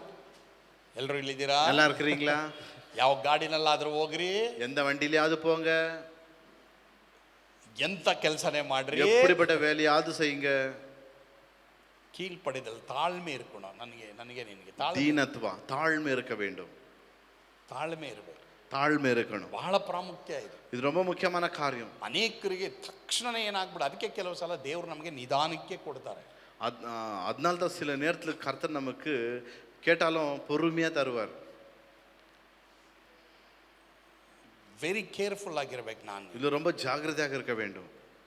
ನಾನು ನೀನು ಬಹಳ ಎಚ್ಚರಿಕೆ ಆಗಿರ್ಬೇಕು. நீ நான் ரொம்ப ஜாக்கிரதையாக இருக்கணும். ಹೌದು, ದೇವರು ನಮಗೆ ಜೀವಕ್ಕೂ ಭಕ್ತಿಗೂ ಬೇಕಾದದೆಲ್ಲ ಕೊಡ್ತಾರೆ, ನಿಜಾನೇ. நம்முடைய தேவன் வாழ்க்கை தேவையான எல்லாவற்றையும் கொடுப்பார், உண்மைதான். ಆದರೆ ಅದನ್ನ ತೋರಿಸ್ಕೊಂಡು ನಾವು ಹೆಚ್ಚಳ ಪಡಬಾರದು, அதை காட்டிக்கொண்டு அதில் நாம் பெருமைப்படக்கூடாது. ನಾನು ದೇವ್ರ ಮುಂದೆ ಪ್ರತಿದಿನ ತಗ್ಗಿಸ್ಕೊಳ್ತೀನಾ? நாம் கர்த்தருக்கு முன்பாக ஒவ்வொரு நாளும் தாழ்த்திக் கொள்கிறோமா? ದೇವರೇ, ನಿನ್ ಕೃಪೆ ಇಲ್ಲದೆ ನನಗೇನು ಇಲ್ಲಪ್ಪ. ஆண்டவரே, உம்முடைய கிருபை இல்லாவிட்ட எனக்கு ஒன்றுமே இல்லை. ஆண்டவரே, ದೇವರೇ, ನೀನ್ ಏನು ಇಲ್ಲದೆ ನನಗೇನು ಇಲ್ಲಪ್ಪ. ನೀನಿಲ್ಲದೆ ನನಗೇನು ಇಲ್ಲಪ್ಪ. ஆண்டவரே, நீர் இல்லாவிட்ட எனக்கு ஒன்றுமே இல்லை. ஆண்டவரே, ಎಲ್ಲರೂ ಗಮನ ಇಡಿ. ಎಲ್ಲರೂ ಗಮನ ಯಾಕೆ ಕತ್ತೆ ಮೇಲೆ ಹೋದ್ರು ಗೊತ್ತಾ? ಏಸಪ್ಪ ஏன் கழுதை மேல வந்தார் மேசப்பா? ಇಸ್ರಾಯೇಲ್ರೇ, இஸ்ரேல் ஜனங்களே, ಕೊಚ್ಕೊಳ್ಬೇಡಿ, பெருமைப்படாதீங்க. ನನಗೆ ಅದಿದೆ ಇದಿದೆ ಅಂತ ಕೊಚ್ಕೊಳ್ಬೇಡಿ, எனக்கு அது இருக்குது இது இருக்குது அகங்காரம் படாதீங்க. ಆದ್ರೆ ಶಿಲುಬೆಯಲ್ಲಿ ಹೆಚ್ಚಳ ಪಡ್ರಿ.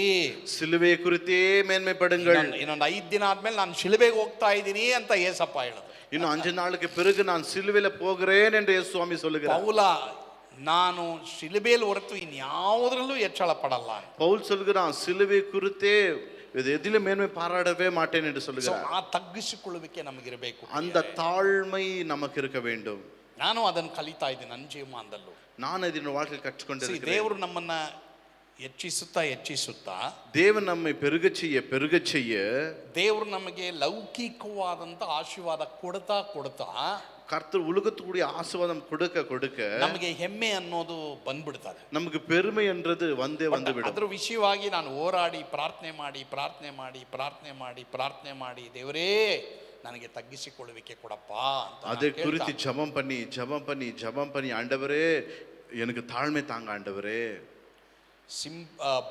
ತುಂಬಾ ಬಡವರ ಹತ್ರನೂ ನಾವು ಮಾತಾಡಬೇಕು, ரொம்ப ஏழ்மையானவங்ககிட்டயும் பேசணும், ತುಂಬಾ ಐಶ್ವರ್ಯವಂತರ ಹತ್ರನೂ ಮಾತಾಡಬೇಕು, பெரிய ಐಶ್ವರ್ಯವಾನ್கிட்ட கூட பேசணும். ಆದರೆ ಬಡವ್ರನ್ನ ಹೀನವಾಗಿ ನೆನೆಸಿ ಐಶ್ವರ್ಯವಂತರನ್ನ ಮೇಲಾಗಿ ನೆನೆಸಿದ್ರೆ ಅದು ತಗ್ಗಿಸಿಕೊಳ್ಳುವಿಕೆ ಅಲ್ಲ. ஆனா பணக்கார மேன்மையாய் நினைத்து ஏழைகளை ரொம்ப தாழ்மையாய் நினைப்பது அது தாழ்த்து கொள்வதல்ல. ಅದರಿಂದ ನಿಮ್ಮ ಹತ್ರ ಯಾವುದೇ ಒಂದು ವಿಶ್ವಾಸಿ ಬಂದರೂ ಸಹ அதற்கு தான் அவங்க கிட்ட எந்த விசுவாசி வந்தாலும் கூட ಅವ್ರು ಎಂತ ಬಟ್ಟೆನೇ ಹಾಕೊಂಡಿರಲಿ, அவங்க எப்படிப்பட்ட உடை போட்டிருந்தாலும், ಅವ್ರು ಎಂತ ಗುಡಿಸಲಿನಲ್ಲೇ ಇರಲಿ, எப்படிப்பட்ட குட்ஸில் இருந்தாலும் ಅವ್ರನ್ನ ರೆಸ್ಪೆಕ್ಟ್ ಮಾಡಿ, அவங்கள கனப்படுத்துங்க. ಆ ತಗ್ಗಿಸಿಕೊಳ್ಳುವಿಕೆ ಬೇಕು ನನಗೆ. அந்த தாழ்மை உனக்கு எனக்கும் தேவை. ಬಹಳ ಪ್ರಾಮುಖ್ಯ ಪ್ರಿಯ, ரொம்ப முக்கியமான காரியம், ವೆರಿ ಇಂಪಾರ್ಟೆಂಟ್, ரொம்ப முக்கியம். ಸೊ ದೇವರ ಮುಂದೆ ತಗ್ಗಿಸ್ಕೊಳ್ತಾ ಇದ್ದೀರಾ? தேவனுக்கு முன்பாக தாழ்த்திக்கொள்றீங்களா? ದೇವರು ನಿಮ್ಮನ್ನ ಈ ಲೋಕದಲ್ಲಿ ಹೆಚ್ಚಿಸಿದ ಹಾಗೆಲ್ಲ ತಗ್ಗಿಸ್ಕೊಳ್ತಾ ಇದ್ದೀರಾ? தேவன் உங்களை உயர்த்தும் போதெல்லாம் நீங்க தாழ்த்திக்கொள்றீங்களா? ದೇವರೇ ನಾನು ಪಾಪಿಯಪ್ಪ, ஆண்டவரே நான் பெரிய பாவி ஆண்டவரே. ಎರಡು ಕಾರ್ಯ ನೆನ್ಪಿಟ್ಕೊಳ್ಳಿ. 2 காரியம் ஞாபகத்தில் வைத்துக் கொள்ளுங்கள். ಒಂದು, ಯಾಕೆ ಬೀಳ್ತಾ ಇದೆಯಾ, ಯಾಕೆ ಸೋಲ್ತಾ ಇದೆಯಾ? ஏன் நீ விழுந்து கொண்டு இருக்கிற, நீ ஏன் தோத்து கொண்டே இருக்கிற? ಯಾರಾದ್ರೂ ಇಲ್ಲಿ ಇರಬಹುದು, யாராவது இருக்கலாம். ಯಾಕೆ ನಾನು ಬೀಳ್ತಾ ಇದ್ದೀನಿ, ஏன் நான் மீண்டும் மீண்டும் ಯಾಕೆ விழுகிறேன், ನಾನು ಸೋಲ್ತಾ ಇದ್ದೀನಿ, ஏன் அப்பப்போ தோற்று போகிறேன்? ಅದು ಒಂದು. அது ஒண்ணு. ಎರಡು, ரெண்டாவது, ದೇವರು ನಿಮಗೆ ಲೌಕಿಕವಾಗಿ ಹೆಚ್ಚಿಸ್ತಾರೆ, தேவன் உங்களை உலக ரீதியால உங்களை உயர்த்துவார். ಆದರೆ ಕೆಲವು ವೇಳೆ ನಮಗೆ ನಷ್ಟಗಳು ಉಂಟಾಗುತ್ತೆ. சில நேரத்தில் நமக்கு நஷ்டங்கள் உண்டாகும். ಇದು ಎರಡು ಪ್ರಶ್ನೆಗೆ ಉತ್ತರ ಏನಂದ್ರೆ, இந்த 2 கேள்விக்கு பதில் என்னவென்றால், ಎಲ್ಲೋ ಒಂದು ಕಡೆ ನಾನು ನೀನು ಹೆಮ್ಮೆ ಪಡ್ತಾ ಇದ್ದೀನಿ, ஏதோ ஒரு பகுதியில நீ நான் பெருமைப்படுகிறோம், ನಾನು ನೀನು ದೇವರ ಮುಂದೆ ತಗ್ಗಿಸ್ಕೊಳ್ಬೇಕು, நான் தேவனுக்கு முன்பாக தாழ்த்திக் கொள்ள வேண்டும். ಸರಿ, ಇನ್ನೊಂದು ವಾಕ್ಯ ನೋಡ್ರಿ, இன்னொரு வார்த்தை பார்க்கலாம். ಮತ್ತಾಯ 11 மத்தேயு எழுதின சுவிசேஷம் 11 29-30 ವಚನ ಓದ್ರಿ. 29-30 ವಾಸಿಗಳು. ನಾನು ಸಾತ್ವಿಕನು ದೀನ ಮನಸ್ಸುಳ್ಳವನು ಆಗಿರುವುದರಿಂದ ನನ್ನ ನೊಗವನ್ನು ನಿಮ್ಮ ಮೇಲೆ ತೆಗೆದುಕೊಂಡು ನನ್ನಲ್ಲಿ ಕಲಿತುಕೊಳ್ಳಿರಿ, ಆಗ ನಿಮ್ಮ ಆತ್ಮಗಳಿಗೆ ವಿಶ್ರಾಂತಿ ಸಿಕ್ಕುವುದು, ಯಾಕೆಂದರೆ ನನ್ನ ನೊಗವು ಮೃದುವಾದದ್ದು, ನನ್ನ ಹೊರೆಯು ಹೌರವಾದದ್ದು ಅಂದನು. நான் சாந்தமும் மனத்தாழ்மையுமாய் இருக்கிறேன், என் நுகத்தை உங்கள் மேல் ஏற்றுக்கொண்டு என்னிடத்தில் கற்றுக்கொள்ளுங்கள், அப்பொழுதே உங்கள் ஆத்துமாக்களுக்கு இளைப்பாறுதல் கிடைக்கும், என் நுகம் மெதுவாயும் என் சுமை லகுவாயும் இருக்கிறது என்றார். ನೋಡಿದ್ರಾ, ಯಾಕೆ ಆತ್ಮಕ್ಕೆ ಅನೇಕರಿಗೆ ವಿಶ್ರಾಂತಿ ಇಲ್ಲ? ஏன் ஆத்மாக்குள்ள அநேக பேர் இளைப்பாறுதல் இல்லை? ವಿಶ್ವಾಸಿ ಆಗಿರಬಹುದು, விசுவாசியா இருக்கலாம், ಆದ್ರೆ ವಿಶ್ರಾಂತಿ ಇಲ್ಲ. ஆனா இளைப்பாறுதல் இருக்காது. ಯಾಕೆ? எதற்கு? ಯಾಕಂದ್ರೆ எதற்கென்றால் ಕಲಿತುಕೊಳ್ಳಕ್ಕೆ ಇಷ್ಟ ಇಲ್ಲ, நாம் கற்றுக்கொள்ள விருப்பப்படவில்லை. ಕಲ್ತ್ಕೊಳ್ರಿ. நாம் கற்றுக்கொள்ள ಯೇಸು வேண்டும். ಸ್ವಾಮಿ ಹೆಂಗಿದ್ರು ಅಂತ ಕಲ್ತ್ಕೊಳ್ರಿ. இயேசு சுவாமி எப்படி இருந்தார் என்று நாம் கற்றுக்கொள்ள ಅವ್ರು வேண்டும். ಹೆಂಗಿದ್ರು ಇವ್ರು ಹೆಂಗಿದ್ರು ಅದು ಬೇಡ ನಮಗೆ. அவங்க அப்படி இருந்தாங்க, இவங்க இப்படி இருந்தாங்கன்னு அது கிடையாது. ಯೇಸು ಹೇಗಿದ್ರು, இயேசு எப்படி இருந்தார், ಅದನ್ನ ಕಲ್ತ್ಕೊಳ್ಬೇಕು. அது நாம் கற்றுக்கொள்ள வேண்டும். ನೀವು ಬೈಬಲ್ ತೆಗೆದುಬಿಟ್ಟು உன் பைபிள் எடுத்துக்கின்னு, ಯಾರ್ಯಾರ ಮನೆಯಲ್ಲೇ ಇದ್ದೀರಾ, யார் வீட்லயே இருக்கிறீங்க, ಯಾರ್ಯಾರು ಹೊರಗಡೆ ಕೆಲಸ ಮಾಡಿ, யார் வெளியே வேலை செய்றீங்க, ನಿಮಗೆ ಯೇಸು ಸ್ವಾಮಿ ಬಗ್ಗೆ ಏನು ಹೇಳ್ಕೊಡ್ತೀನಿ ಅಂದ್ರೆ, இயேசு சுவாமி குறித்து நான் என்ன சொல்ல ಕೆಲವರೆಲ್ಲ ಮನೆಯಲ್ಲಿ ಇದ್ಕೊಂಡು, சில பேர் வீட்ல இருந்துன்னு, ಅಯ್ಯೋ ನಾನು ಮನೆಯಲ್ಲಿ ಇದ್ದೀನಿ ಏನು ಮಾಡ್ತಾ ಇಲ್ವೇ ಅಂತ ಕೆಲವರೆಲ್ಲ ನೆನೆಸ್ಕೊಳ್ತೀನಿ. நான் வீட்ல இருந்து ஒண்ணுமே செய்யலைன்னு நினைக்கிறீங்க. ಅಂಥವ್ರಿಗೆ ಏನು ಗೊತ್ತಾ ವಾಕ್ಯದಲ್ಲಿ, அப்படிப்பட்டவங்களுக்கு என்ன வார்த்தை தெரியுமா? 30 ವರ್ಷ 30 வருஷம் ಯೇಸು ಸ್ವಾಮಿ ಎಲ್ಲಿದ್ರು? இயேசு சுவாமி எங்க இருந்தார்? ಮನೆಯಲ್ಲೇ ಇದ್ರು. வீட்ல தான் இருந்தார். ಅದಾದ ಮೇಲೇನೆ ಪರಲೋಕದಿಂದ ಒಂದು ವಾಣಿ ಬಂತು, ಈತನ ಪ್ರಿಯನಾಗಿರುವ ನನ್ನ ಮಗನು, ಈತನ ನಾನು ಮೆಚ್ಚಿದ್ದೇನೆ ಅಂತ. அது ஆன பிறகுதான் வார்த்தை சத்தம் உண்டாது, இவரை நேசகுமார், இவர் மேல நான் பிரியமாக இருக்கிறேன் என்று சொல்லி. ಹಾಗಾದ್ರೆ ನನಗೆ ಅರ್ಥ ಆಗೋದೇನೆಂದ್ರೆ, எனக்கு புரியுது என்னவென்றால், ಮನೆಯಲ್ಲಿ ನಾನು ನೀನು ಕರೆಕ್ಟಾಗಿ ಕೆಲಸ ಮಾಡಿದ್ರೆ, வீட்ல நீ ನಾನು சரியா வேலை செய்தா, ಮನೆಯಲ್ಲಿರುವಂತ ವಸ್ತುಗಳನ್ನ ಚೆನ್ನಾಗಿ ನೋಡ್ಕೊಂಡ್ರೆ, வீட்ல இருக்கிற பொருட்களை சரியா வைத்து விட்டா, ಮನೆಯಲ್ಲಿ ನೀವು ಕರೆಕ್ಟ್ ಆಗಿ ನಿಮ್ಮ ಗಂಡನಿಗೆ ಅಡಿಗೆ ಮಾಡಿಕೊಟ್ರೆ, வீட்ல உன் புருஷனுக்கு நல்ல சமையல் செய்து கொடுத்தால், ಮನೆಯಲ್ಲಿ ನೀವು ನಿಮ್ಮ ಹೆಂಡತಿಯನ್ನು ಚೆನ್ನಾಗಿ ನೋಡ್ಕೊಂಡ್ರೆ, வீட்ல உங்க மனைவி சரியா பார்த்துக்கொண்டால், ಮನೆಯಲ್ಲಿ ನಿಮ್ಮ ಮಕ್ಕಳನ್ನ ನೀವು ಭಯಭಕ್ತಿಯಿಂದ ಬೆಳೆಸಿದ್ರೆ, வீட்ல உங்களோட பிள்ளைகளை பயபக்தியோட வளர்த்தால், ನಿಮಗೆ ಕೊಟ್ಟಿರುವಂತ ಶೀಟ್ ಮನೆ, ಮೋಲ್ಡಿಂಗ್ ಮನೆನೋ, ಬಾಡಿಗೆ ಮನೆನೋ ಅಥವಾ ಸ್ವಂತ ಮನೆನೋ, உங்களுக்கு கொடுக்கிற மோல்டிங் வீடோ, ஷீட் வீடோ, எந்த வீடோ, ಬಾಡಿಗೆ ಮನೆನೋ ಸ್ವಂತ ಮನೆನೋ, வாடகை வீடோ, சொந்த வீடோ, ಅಪಾರ್ಟ್ಮೆಂಟೋ ಡಿಪಾರ್ಟ್ಮೆಂಟೋ, அபார்ட்மெண்ட்டோ இல்ல டிபார்ட்மெண்ட்டோ, ಭಯ ಪಡಬೇಡಿ. பயப்படாதீங்க. ಅಲ್ಲಿ ಯೇಸು ಸ್ವಾಮಿ ಹೆಂಗ್ ಜೀವಿಸಿದ್ರು 30 ವರ್ಷ, ಆ ರೀತಿ ನೀನ್ ನಾನು ಜೀವಿಸ್ಬಿಟ್ರೆ, இயேசு சுவாமி எப்படி 30 வருஷம் வாழ்ந்தார் அப்படி நீ நான் வாழ்ந்து விட்டால், ಪರಲೋಕದಿಂದ ಒಂದು ವಾಣಿ ಬರುತ್ತೆ, ನೀನ್ ಪ್ರಿಯನಾಗಿರುವ ನನ್ನ ಮಗಳು, ನನ್ನ ಮಗನು ಅಂತ ಬರುತ್ತೆ. பரலோ வானத்து ஒரு சத்தம் உண்டாக, இவளிய நேசகுமாரல் இவள் பிரியமாக இருக்கிறேன் என்று சொல்லி. ನಾನು ವೀಟಲ್ಲೇ ಇರ್ಕರೆ, நான் ಮನೆಯಲ್ಲೇ ಇದ್ದೀನಿ, ಒಂದು செய்ய முடியாது, ಏನು ಮಾಡಕ್ಕಾಗಲ್ಲ, ನಾನು ಇಂಪಾರ್ಟೆಂಟಾ, ನಾನು ಇಂಪಾರ್ಟೆಂಟಾ, ನಾ ಒಂದು ಸೇವೆ ಇಲ್ಲಿ, ನಾನು ಏನು ಮಾಡೋದಿಲ್ವೇ? ಯೇಸು 30 ವರ್ಷ ಒಂದು ಸೇಯಿಲ್ಲ, ಯೇಸು ಸ್ವಾಮಿ 30 ವರ್ಷ ಏನು ಮಾಡಿಲ್ಲ, ಆದ್ರೆ ಪರಲೋಕದಿಂದ ವಾಣಿ ಬಂತು. ஆனா பரலோகத்துல ஒரு சத்தம் உண்டானது. ಎಷ್ಟೋ ಜನ ಹೊರಗಡೆ ಕರೆಕ್ಟ್ ಆಗಿದ್ದೀರಾ, ಮನೆಯೊಳಗೆ ನ್ಯಾಯವಾಗಿಲ್ಲ. எத்தனை பேர் வெளியே சரியா இருக்கிறீங்க, வீட்டுல சரியில்லை. அதனால வெளியும் வாணி வராது, உள்ளவும் வாணி வராது. அதனால வெளியமும் சத்தம் கேட்கறதுல, உள்ளமும் சத்தம் கேட்கறதுல. வீட்டில ಕರೆಕ್ಟಾ இருங்க, மனநிலை சரியாகிறீ, ಕರೆಕ್ಟಾಗಿ ಎದ್ದೋಳ್ರಿ, சரியா எழும்புங்கள், ದೇವರಿಗೆ ಟೈಮ್ ಕೊಡ್ರಿ, தேவனுக்கு நேரத்தை கொடுங்க, ಕರೆಕ್ಟಾಗಿ ನಾಷ್ಟ ಮಾಡ್ರಿ, சரியான நேரத்துக்கு நாஷ்டா பண்ணுங்க, ಕರೆಕ್ಟಾಗಿ ಮಧ್ಯಾಹ್ನ ಊಟ ಮಾಡ್ರಿ, சரியான உணவு சாப்பிடுங்க, ಕರೆಕ್ಟಾಗಿ ಸಾಯಂಕಾಲ ಊಟ ಮಾಡ್ರಿ, சரியா சாயங்காலத்துல உணவு சாப்பிடுங்க, ಕರೆಕ್ಟಾಗಿ ನಿದ್ದೆ ಮಾಡ್ರಿ, சரியா தூங்குங்க, ಕರೆಕ್ಟಾಗಿ ಕೆಲಸ ಮಾಡ್ರಿ, சரியா வேலை செய்யுங்க, ಬ್ಯಾಲೆನ್ಸ್ ಆಗಿ ದೇವರಿಗಾಗಿ ಜೀವಿಸ್ರಿ. பேலன்ஸ் ஆக தேவனுக்கு So, பயபக்தியா ನೀವು வாழுங்க. ಹೊರಗಡೆ ಕೆಲಸ ಮಾಡ್ತೀವೋ ನೀನು ಒಳಗಡೆ ಕೆಲಸ ಮಾಡ್ತೀವೋ, நீங்க வெளியே வேலை செய்றீங்களோ உள்ள வேலை செய்றீங்களோ, ದೇವ್ರ ಮುಂದೆ ನಾನು ನೀನ್ ಪ್ರಿಯನಾಗಿರ್ಬೋದು. நீயும் நானும் தேவனுக்கு முன்பாக நேசமா இருக்க வேண்டும். ಅಲ್ಲೆಲ್ಲೂ ಹೇಳ್ರಿ. ஹalleluya. ಸೊ ಮನೆಯಲ್ಲಿ ಯಾರ್ಯಾರು ಇದ್ದೀರಾ, வேலையில எப்படி இருக்கீங்க? ಭಯ ಪಡಬೇಡಿ, பயப்படாதீங்க. ನೀವು ದೇವ್ರ ಮುಂದೆ ಇಂಪಾರ್ಟೆಂಟ್. நீங்களும் கர்த்தருக்கு முன்பாக ரொம்ப முக்கியம். ಹೊರಗಡೆ ಯಾರು ಕೆಲಸ ಮಾಡ್ತಿರೋ, வெளியே யார் வேலை செய்றீங்களோ ನೀವು ದೇವರಿಗೆ நீங்களும் ಇಂಪಾರ್ಟೆಂಟ್. கர்த்தருக்கு ரொம்ப முக்கியம். ಅಲ್ಲೆಲ್ಲೂಯಾ. ஹalleluya. ಸೊ ಇದು ಎಲ್ಲರೂ ನೆನ್ಪಿಟ್ಕೊಳ್ಬೇಕು. ಎಲ್ಲ ஞாபகத்தில் வைத்துக்கொள்ளுங்க. ಯೇಸು ಸ್ವಾಮಿ ಮನೆಯಲ್ಲಿದ್ದು ಅಪ್ಪ ಅಮ್ಮಗೆ ವಿಧೇಯರಾಗಿನೇ ನಡೆದ್ರು. இயேசு சுவாமி வெளியே இருந்து கூட அப்பா அம்மாக்கு கீழ்ப்படிந்து நடந்தார். ಎಷ್ಟು ವರ್ಷ? எவ்வளவு வருஷம்? இப்போ 12 வயசுக்கு பிள்ளைಗಳು என்ன வாயை ಇದು பண்ணிடுவாங்க. ಇವಾಗ 12 ವರ್ಷಕ್ಕೆ ಮಕ್ಕಳು ತುಂಬಾ ಬಾಯಿ ಮಾತನಾಡ್ತಾರೆ. 30 ವಯಸ್ಸಿಗೆ 30 ವರ್ಷಕ್ಕೆ 30 ವರ್ಷವರೆ 30 ವರ್ಷಕ್ಕೆ ಯೇಸು ಸ್ವಾಮಿ ಬಾಯ ತೆಗಿಲಿಲ್ಲ ನೋಡಿ. ಯೇಸು ಸ್ವಾಮಿ ಬಾಯ ತೆರಕಲೇ ಈ ದಿನಗಳಲ್ಲಿ ಮನೆಯಲ್ಲಿ இந்த நாட்களில ಆಹಾ ಮಕ್ಕಳು 10 ವಯಸ್ಸಿಗೆ ಬಾಯಿ ತೆಗಿತಾರೆ, 10 வயசுக்கு வாய் திறக்கறாங்க, 5 ವಯಸ್ಸಿಗೆ ಬಾಯಿ ತೆಗಿತಾರೆ. 5 வயசுக்கு வாய் ಅಮ್ಮ திறக்கறாங்க. ನಿನಗೇನು ಗೊತ್ತಮ್ಮ? அவன் உனக்கு என்னமா தெரியும்? ಅಪ್ಪ ನಿನಗೇನು ಗೊತ್ತಪ್ಪ? அப்பா உனக்கு என்னப்பா தெரியும்? புள்ளைங்களே புள்ளைங்களே எல்லாம் சண்டே கிளாஸ் போயிட்டு ಜಾಗ್ರತೆ ಇಲ್ಲ, இங்கேயும் நிறைய பிள்ளைங்களே இருக்கிறாங்க, ಇಲ್ಲೂ ಅನೇಕ ಮಕ್ಕಳಿದ್ದಾರೆ. இங்க அநேக பிள்ளைகள் இருக்கிறாங்க. ತಂದೆ ತಾಯಿಗೆ ಒನ್ನೂ தெரியாதுன்னு நான் சொல்லாதீங்கோ. பெற்றோருக்கு ஒன்றும் தெரியலன்னு சொல்லாதீங்க. அப்பா அம்மா உங்ககிட்ட சொன்னா அப்பா அம்மா ನಿಮ್ಮ ಬಳಿ ಏನಾದ್ರು ಹೇಳಿದ್ರೆ அதுக்கு ஒரு ಅರ್ಥ இருக்கும். அதுக்கு ஒரு ಅರ್ಥம் இருக்குது. வீட்டிலே கீழ்ಪಡந்து ನಡೆங்கள், ಮನೆಯಲ್ಲಿ ದೀನರಾಗಿ ನಡ್ಕೊಳ್ಳಿರಿ, ಕರೆಕ್ಟಾಗಿ ಕೆಲಸ ಮಾಡ್ರಿ, சரியா வேலை செய்யுங்க, ಕರೆಕ್ಟಾಗಿ ಮಲಗ್ರಿ, ಕರೆಕ್ಟಾಗಿ ಎದ್ದೋಳ್ರಿ, சரியா தூங்குங்க, சரியா எழும்புங்க. ಯೇಸುಸ್ವಾಮಿ என்ன ಬೇಕರಿಗೆ போனாரா? ಯೇಸುಸ್ವಾಮಿ ಏನು ಬೇಕರಿಗೆ ಹೋದ್ರಾ? ಯೇಸುಸ್ವಾಮಿಗೆ என்ன இந்த இது ஸ்லைஸ் ஃபாண்டா பெப்சி எப்போ குடிச்சினே இருந்தாங்களா? ಯೇಸುಸ್ವಾಮಿ ಸ್ಪ್ರೈಟ್ ಫಾಂಟಾ ಪೆಪ್ಸಿ ಇದ ಕುಡಿತಾರೆ, ಯಾವಾಗ ಕುಡಿತಾನೆ ಇದ್ರಾ? வீட்டு சாப்பாடு, ಮನೆ ಊಟ. நம்ம ನಾವು ಅಯ್ಯೋ ಎನ್ನ எப்போது இந்த இந்த இந்த ಏನೋ ಬೇಳೆ ಸಾರು ಇದೇನಾ ನಮ್ಮ வீட்டில் எப்பவுமே பருப்பு இதுதானா? ಏನು ಕೆಲವು ಮಕ್ಕಳು ಹಂಗೆ ಅನ್ನೋದು ಅಲ್ಲ, சில பிள்ளைகள் அப்படிதான் சொல்லுவாங்க, ಕೆಲವು ಗಂಡಂದಿರು ಹಂಗೆ ಜಾಸ್ತಿ, சில புருஷர்கள் இப்படிதான் சொல்லுவாங்க, என்ன எல்லா நாளும் ಇದೆಯಾ? எப்பவுமே இதானா? வீட்டில் ಕರೆಕ್ಟಾ நடங்க, ಮನೆ ಸರಿಯಾಗಿ ನಡ್ಕೊಳ್ಳಿ. ಅದೇ ಯೇಸುಸ್ವಾಮಿ ಹೇಳಿದ್ವು, ನನ್ನಿಂದ ಕಲೀರಿ. அதனால் இயேசு சுவாமி சொன்னா என்னிடத்தில் கற்றுக்கொள்ளுங்கள். ಬೈಬಲ್ ತೆಗೆದು ಓದ್ರಿ, பைபிள் திறந்து வாசிங்க. ಅದರಲ್ಲಿ ಯೇಸುಸ್ವಾಮಿ ಹೆಂಗ್ ಮನೆಯಲ್ಲಿ ಜೀವಿಸಿದ್ರು ಅಂತ ಬರ್ದಿದೆ. அது இயேசுஸ்வாமி வீட்டில் எப்படி வாழ்ந்தார் எழுதி இருக்கிறது. ಅದಕ್ಕೆ ದೇವರು ಹೇಳಿದ್ದು ಈತನ ಪ್ರಿಯನಾಗಿರುವ ನನ್ನ ಮಗನು ಅಂತ. ஆகையால் வானத்து சத்தம் உண்ணாது, இவர் என் நேசகுமாரன். ಇನ್ನೊಂದು ಮದುವೆಗೆ ಹೋದ್ರು ಏಸಪ್ಪ, ஏசப்பா கல்யாணத்துக்கும் போனார், ಮರಿಯಳು ಓದ್ಲು, அவங்க தாய் மரியாளும் போனாங்க, ಅಲ್ಲಿ ಪ್ರಾಬ್ಲಮ್ ಆಯ್ತು, அங்க பிரச்சனை ஆயிடுச்சு. ಎಲ್ರು ಬಂದು ಮರಿಯಳ ಹತ್ರ ಹೇಳ್ತಾವ, எல்லாரும் வந்து மரியாளிட்ட சொன்னாங்களா? ಆದ್ರೆ ಮರಿಯಳು ಏನ್ ಹೇಳಿದ್ರು ಗೊತ್ತಾ? மரியாள் என்ன சொன்னாங்க? ಪೋ ಎನ್ ಪುಳ್ಳೆ ಕೆಟ್ಟೆ ಪೋ ಪೋ ನನ್ನ ಮಗ ಹತ್ರ ಹೋಗು. ಅವ್ರಿಗೆ ನಲ್ಲ ತೆರಿಯು, ಅವ್ರಿಗೆಲ್ಲ ಗೊತ್ತು. ಏನ್ ಅಪ್ಪಡಿ ಅಮ್ಮ ಸೊಲ್ಲಿಚ್ಚು, ಏಕೆ ಅವ್ರ ತಾಯಿ ಈ ರೀತಿ ಹೇಳಿದ್ರು? ಏಸಪ್ಪ ಮನೆಯಲ್ಲಿ ಕಾರ್ಪೆಂಟರ್ ಕೆಲಸ ಮಾಡ್ತಾ ಇದ್ರು. ಯೇಸು ಸ್ವಾಮಿ வீட்ல கார்பெண்டர் வேலை செய்தார். ಮತ್ತೆ ಮನೆಯಲ್ಲಿ ಏನಾದ್ರೂ ಒಂದು ಲಾಕ್ ಕಿತ್ತೋದ್ರೆ, வீட்ல ஏதாவது லாக் கழண்டி போனா ಅಮ್ಮ ಅಪ್ಪ ಹೇಳ್ದೆ ಹೋದ್ರು ಏಸಪ್ಪ ಕರೆಕ್ಟ್ ಆಗಿ ಅದನ್ನೆಲ್ಲ ಫಿಕ್ಸ್ ಮಾಡ್ತಾ ಇದ್ರು. அப்பா அம்மா சொல்லாவிட்டாலும் ஏசப்பா கரெக்டா ஃபிட் பண்ணுவார். ಮತ್ತೆ ತನ್ನಿ ಹೊರಕಿಟ್ಟೆ, ತನ್ನಿ ಬರದೆ ಹೋದ್ರೆ, ನೀರ್ ಬಂದಿಲ್ಲ ಅಂದ್ರೆ ಅದನ್ನು ಕರೆಕ್ಟ್ ಆಗಿ ಫಿಕ್ಸ್ ಮಾಡ್ತಾ ಇದ್ರು. ಅದು ಸರಿಯಾ ಫಿಕ್ಸ್ பண்ணுவார்.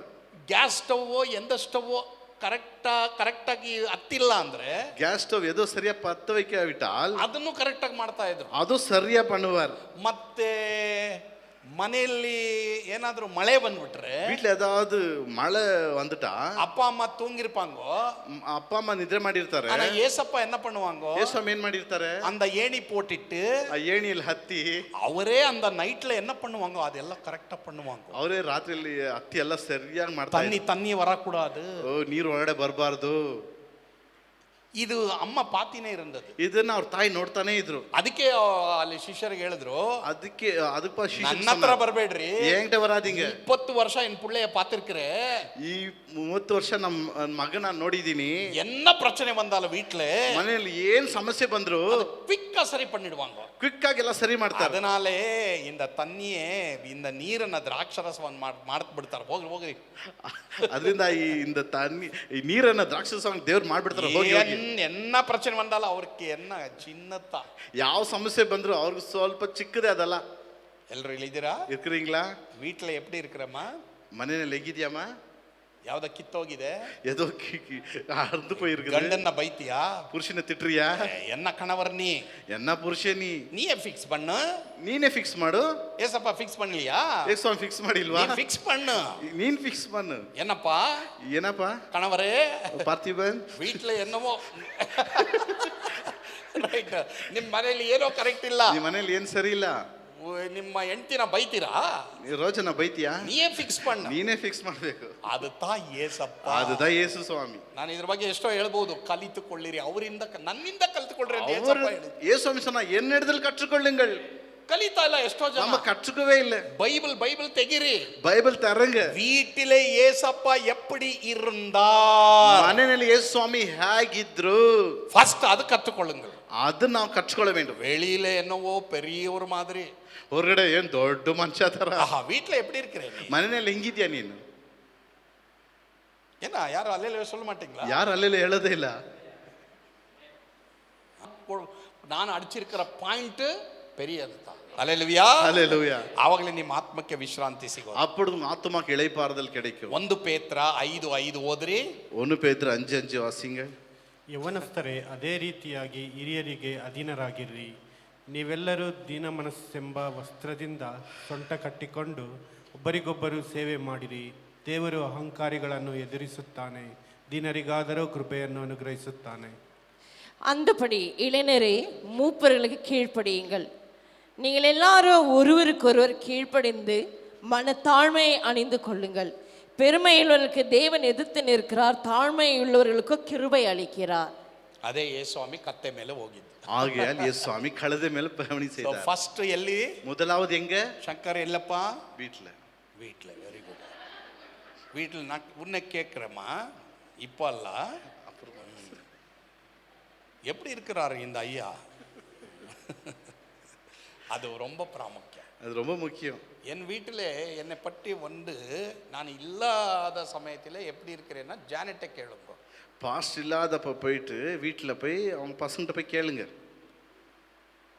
வீட்டிலே அவர் எப்படி இருக்கிறார், வீட்டில் இவர் எப்படி தான் இருக்கிறார், ரொம்ப பிராமுக்கியம். இது ரொம்ப முக்கியம். ஹல்லேலூயா, ஹல்லேலூயா. ಕೇಳ್ರಿ ಅವ್ರನ್ನ, ಪರವಾಗಿಲ್ಲ, ನಿಮ್ಮ ಪರ್ಮಿಷನ್ ಕೊಟ್ಟಿದ್ದೀನಿ, ಕೇಳ್ರಿ. ಪರ್ಮಿಷನ್ ಕೊಡುங்க. ಎಜಿಕೇಲ್ ಕೇಳಬೇಡ್ರಿ, ಎಜಿಕೇಲ್ ಕೇಳ್ಕಾದೀங்க.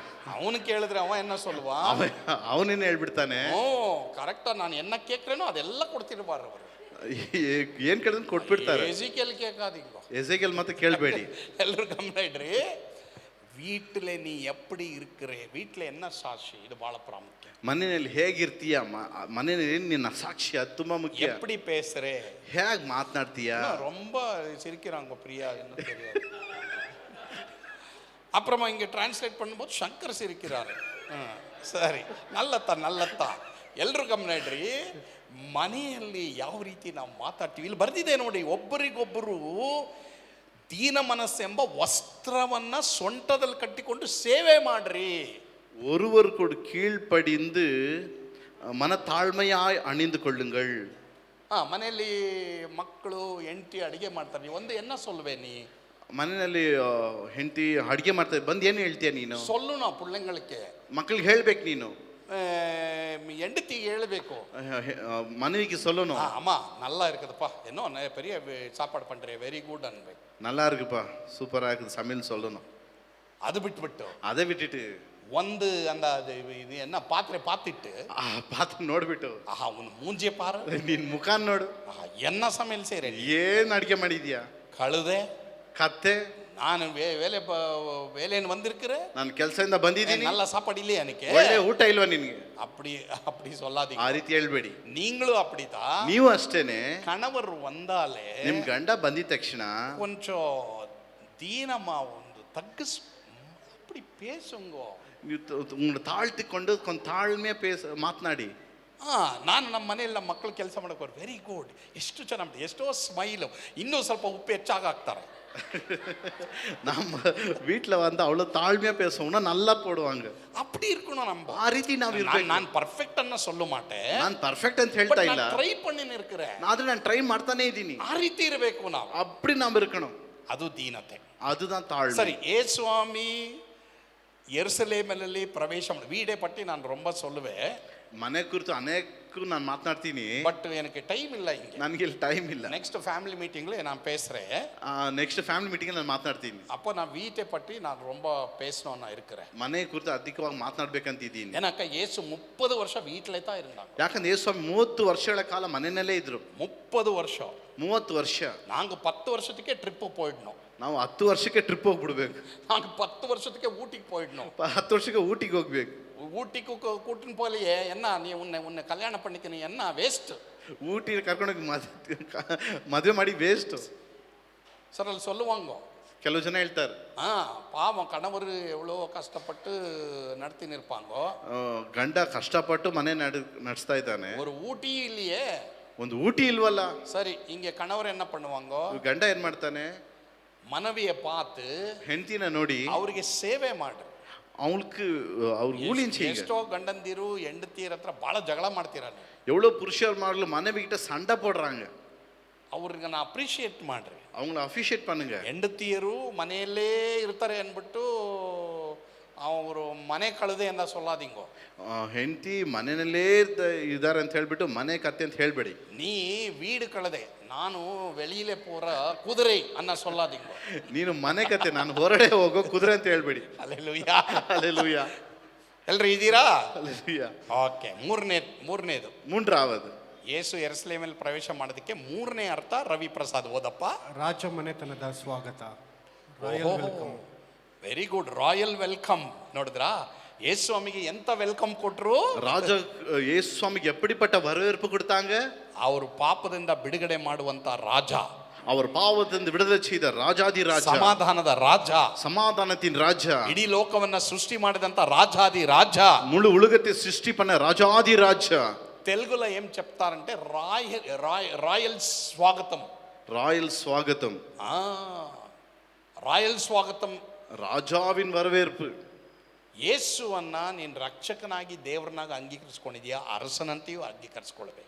ಯೇಸುವಾಮಿ ರಕ್ಷಕನಾಗ ದೇವನಾಗ ಅಂಗೀಕರಿತ ನೀ ರಾಜಾವಾಗ ಅಂಗೀಕರಿತ. ಯಾಕೆ ಅಂತ ಸ್ವಾಗತ ಕೊಟ್ರು ಅಂದ್ರೆ, அப்படிப்பட்ட வரவேற்பு என்றால் ಅವ್ರು ಏನ್ ಮಾಡಿದ್ರು, ಓಸನ್ನ ಅಂದ್ರು, அவர்கள் ஓசானா என்று சொன்னார்கள். ಮತ್ತೆ ಖರ್ಜೂರದ ಗರಿಗಳನ್ನ ಅವರು ಹಾಕಿದ್ರು ಕೆಳಗಡೆ, ಖರ್ಜೂರ குருத்தோலி ஆர்ப்பரித்தார்கள். ಕೆಲವರು ವಸ್ತ್ರನ ಹಾಕಿದ್ರು, சில பேர் தன் துணிகளை கீழே போட்டார்கள். ನಾನು ನಮ್ಮ ಮನೆಯಲ್ಲಿ ಅದು ಪ್ರಾಕ್ಟೀಸ್ ಮಾಡ್ತಿದ್ದೆ, நான் அதை வீட்டில் ಪ್ರಾಕ್ಟೀಸ್ பண்ணேன், ನನ್ನ ಮಕ್ಕಳಿಗೆ ಹೇಳ್ತಾ ಇದ್ದೆ, பிள்ளைகளுக்கு சொல்லி கொடுத்தேன். ಏಸಪ್ಪಗೆ ಗರಿಗಳು, ಖರ್ಜೂರದ ಗರಿಗಳು ಹಾಕಿದ್ರು, ಯೇசுவாமிக்கு குருத்தோலிகளை ಮತ್ತೆ ತಮ್ಮ ವಸ್ತ್ರಗಳು ಹಾಕಿದ್ರು, ವಸ್ತ್ರங்களை கீழே போட்டார்கள். ಒಬ್ಬ ಕತ್ತೆಂಗೆ ಮುಂದೆ ಹೋಗ್ಬೇಕು, ஒரு கழுது முன்பாக போகணும், ಮತ್ತೆ ಎಲಾಯಿಷಾ ಎಜಿಕೇಲು ಅವರು ಬಟ್ಟೆಗಳು ಹಾಕ್ಬೇಕು, அவங்கள உடைகளை போட்டார்கள். ಸೊ ಅವರು ಬಟ್ಟೆ ಹಾಕ್ಬೇಕು ತಾನೆ, அவங்க துணிங்க போடணுமே. ಸರಿ, ಒಬ್ಬ ಏನ್ ಮಾಡ್ದ, ತನ್ನ ಶರ್ಟ್ ಬಿಚ್ಚಿಬಿಟ್ಟು ಹಾಕ್ಬಿಟ್ಟ, ஒருத்தன் ஷர்ட் கழட்டி போட்டான், ನಮ್ಮ ಎಜಿಕೇಲು ಪ್ಯಾಂಟ್ ಬಿಚ್ಚಿಬಿಡ್ತಾ ಇದ್ದ, எசேக்கியேல் ಪ್ಯಾಂಟು கழட்டிட்டான்.